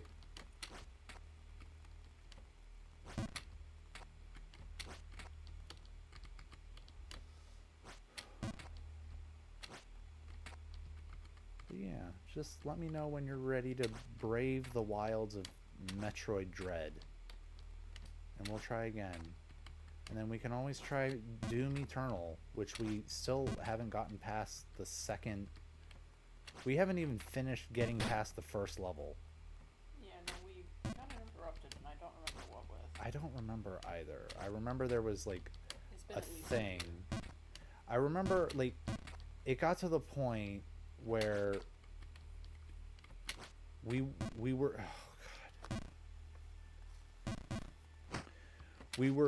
we were adamant. It was like, you know what, let's just look up how to find all the little collector things so we can just move on with the rest of the game. Like we try to beat the game on our own, but we're gonna look up where the collectors are, and then Oh, is that the one we already finished? no, that was the first one we did. We were gonna look up the collectible things on the second one too. Oh, were we? Yeah.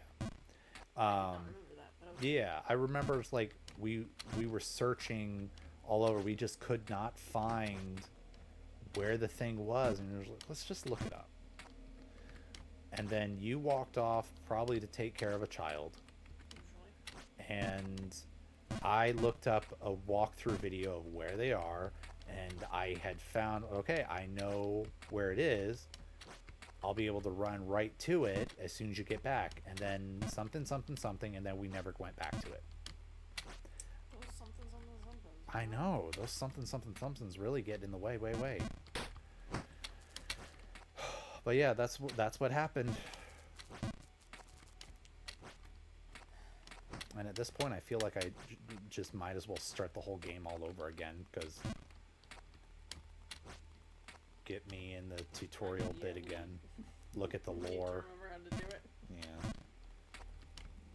Get reintroduced to what the lore is and what's going on. Not a bad idea. Ooh. But yeah, like, if you are just not ready and you want me to wait longer, I am happy to wait as long as you need me to. Appreciate that. But I do keep poking you about it, because if it does get to the point of like, no, just go ahead. Well, then I would like to know, because I want to play. Like, the kids already bogart the Switch in, a lot as it is, so I can't even finish the Zelda game. Dang it. You can insert yourself into their schedule there. Yeah, 30 minutes isn't enough. I know. Ah, dang it. Really? I'm not ready for being done with this. I want to get back to where I was. I just know, like, 30 minutes in is going to feel like a blink of an eye, and I'm going to be in the middle of a dungeon, and then I'm going to get back to the dungeon, not know what I was doing, and then shoot, like, what do I do? Where do I go? And then I'm going to be backtracking a bunch, to try and figure out what I have and have not done, and then the 30 minutes will be up again, and then I'll have to wait for another 30 minutes, and I don't want to like make it about me with playing, so like I just wait until no one is interested in the Switch at the time, and then that's when I'll play. You should say something to them though, because they probably enjoy watching. Maybe. I don't know. They'll be at school tomorrow anyway.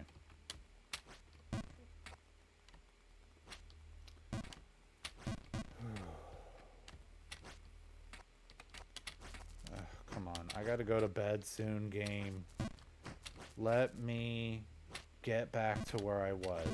Please. Let me get back to that spot that I never should have jumped out of.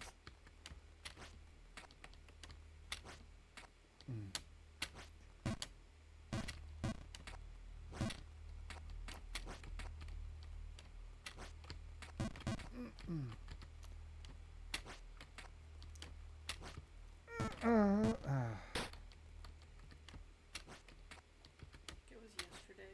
Uh-huh. Nova informed Archer Uh-huh. he's going to be invited to her birthday party. Okay. Thank you. Yeah, they've been using that as a threat lately. Of They gotta like, disinvite each yeah, other. disinviting each other. I have to keep reminding them, y'all live in the same house. No one is not allowed to come to a party. We are not going to kick them out of the house for several hours while you open presents. That's not happening.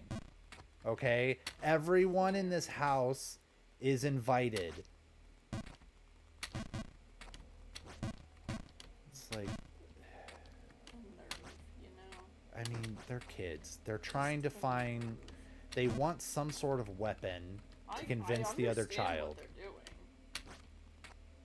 I just don't think I ever would have gotten away with that. It doesn't say much, but No, you didn't get away with watching Harry Potter. It's like...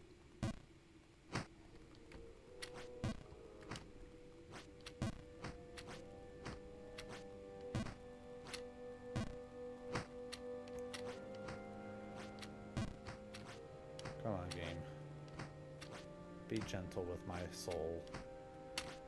Ugh.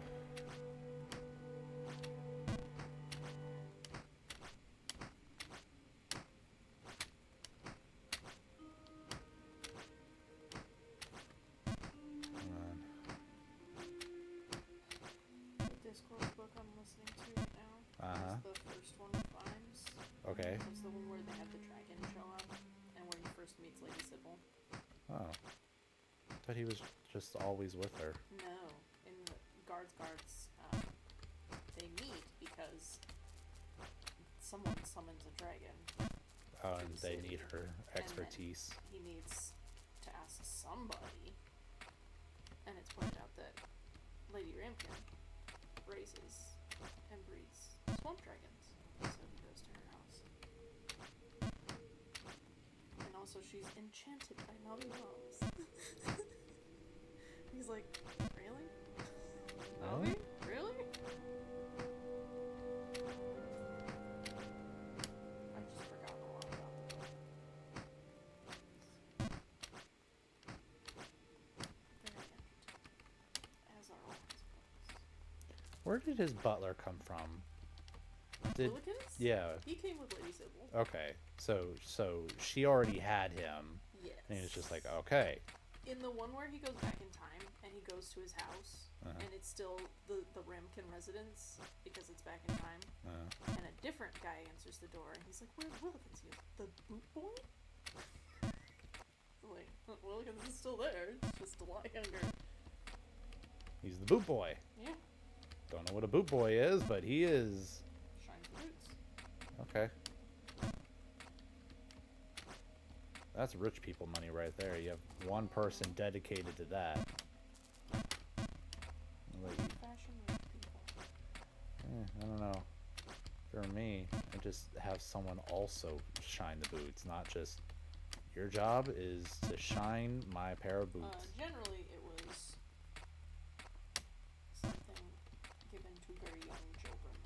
Oh, okay. as they were living. So that's Okay, fair enough.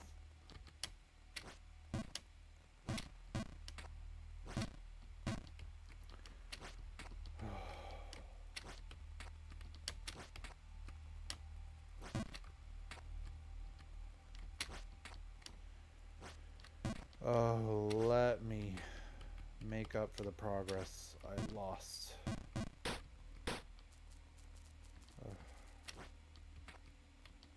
I'm glad this dude likes my company, but getting a also, lot of it. yeah.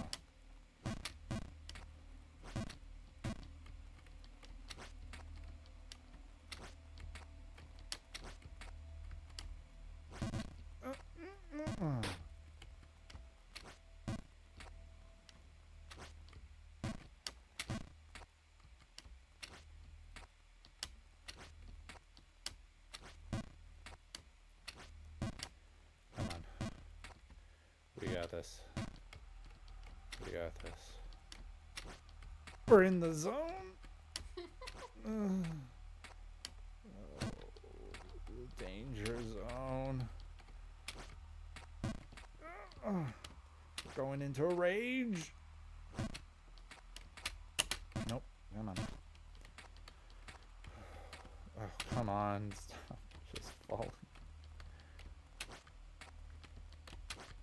Okay.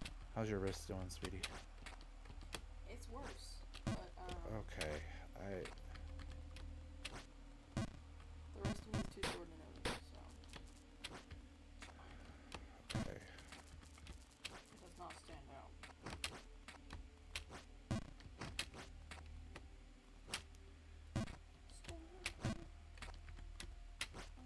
I am greatly concerned about your wrist. I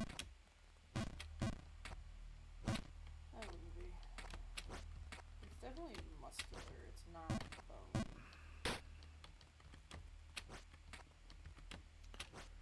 Well, I was concerned about, like, not arthritis, but tendinitis of some kind.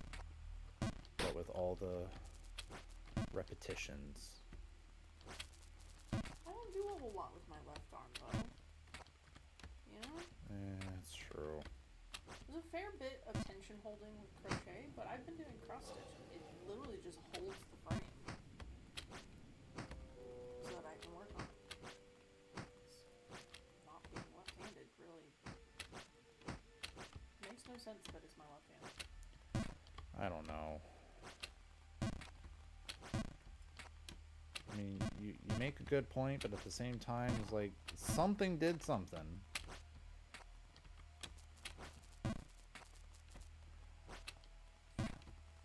And I have a feeling that it's not because of the 30s. That you are 30 or 40 years old, we don't know. No, it's not that. Although I'm sure that doesn't help. But doing the combination of the jabs and the side punches today has made it so that all of the muscles in this arm are sore. Well, And it's just, it is worse, that muscle that has been bothering me for months now. But everything else hurts too. So, there's maybe it'll get better due to having used it some. maybe. Like, strengthen the muscles. Come on.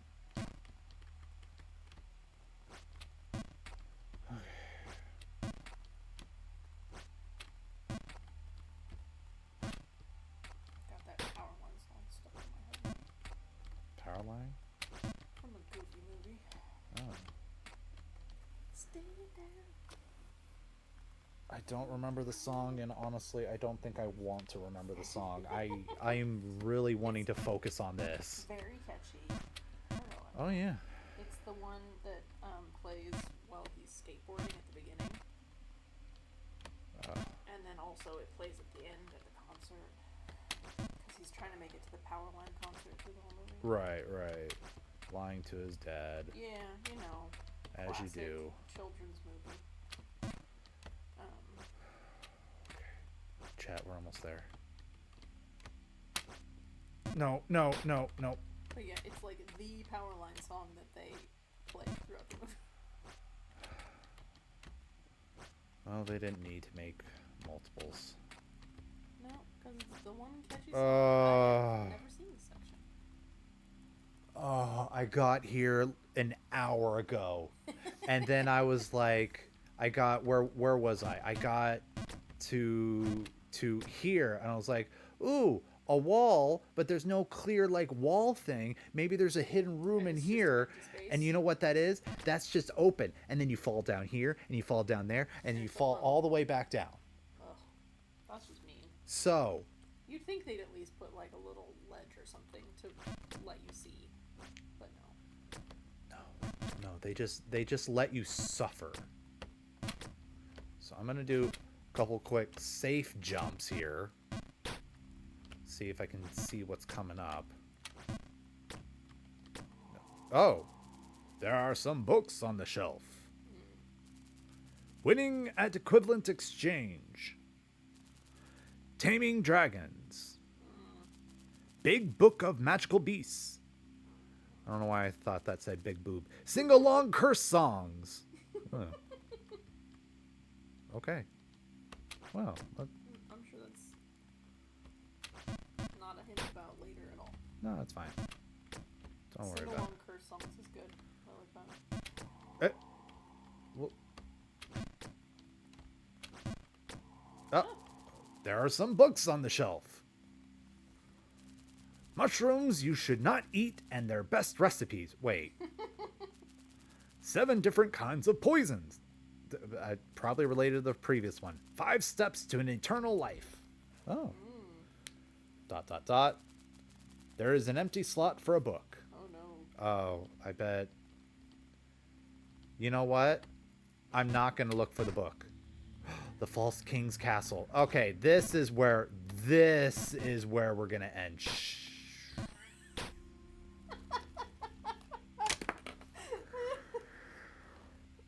I'm sorry, that was great.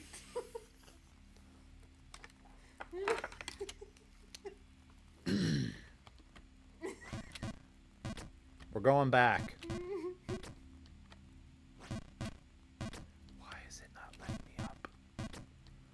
Let me up.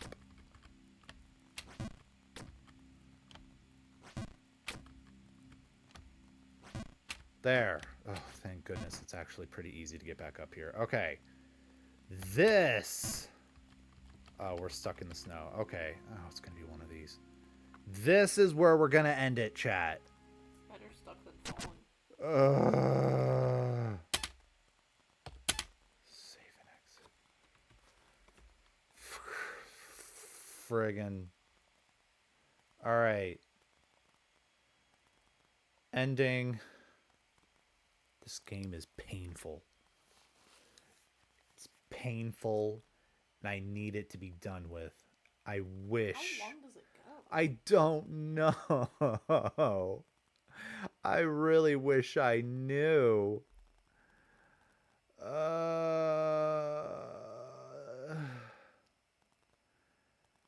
Chat, I'm just gonna go to bed. We're not gonna raid out tonight. I love you all. Thank you everyone for coming. I hope you had a lovely time, and if you didn't, I get it. Hi. My wife says bye. You can hear her. I said hi. Oh, you said hi? Yeah. Oh, okay. She But says also bye. okay. Well, I'm tired. I need to go to bed. I need I have needs. My wife isn't drunk enough for those needs yet. So I love you all. sounds I hope you terrible. had, because she gets more aggressive. That's why. Not for anyway. We're gonna crying out loud. Maple. We're gonna do a shout out to it doesn't hang on. Maple. What is her name? Oh, I already. There we go. Go follow Maple. We love her. And she is probably who I would raid if I wasn't going to go to bed right away. I love you all. Thank you for being here. We made progress and then we lost the progress, but then we made it again. You got back up there. We got back up. You Oh, I stand hope out above the crowd. I stand so tall, like my daughter when she is on my shoulders. Good night, chat. I will see you tomorrow. Bye. Bye.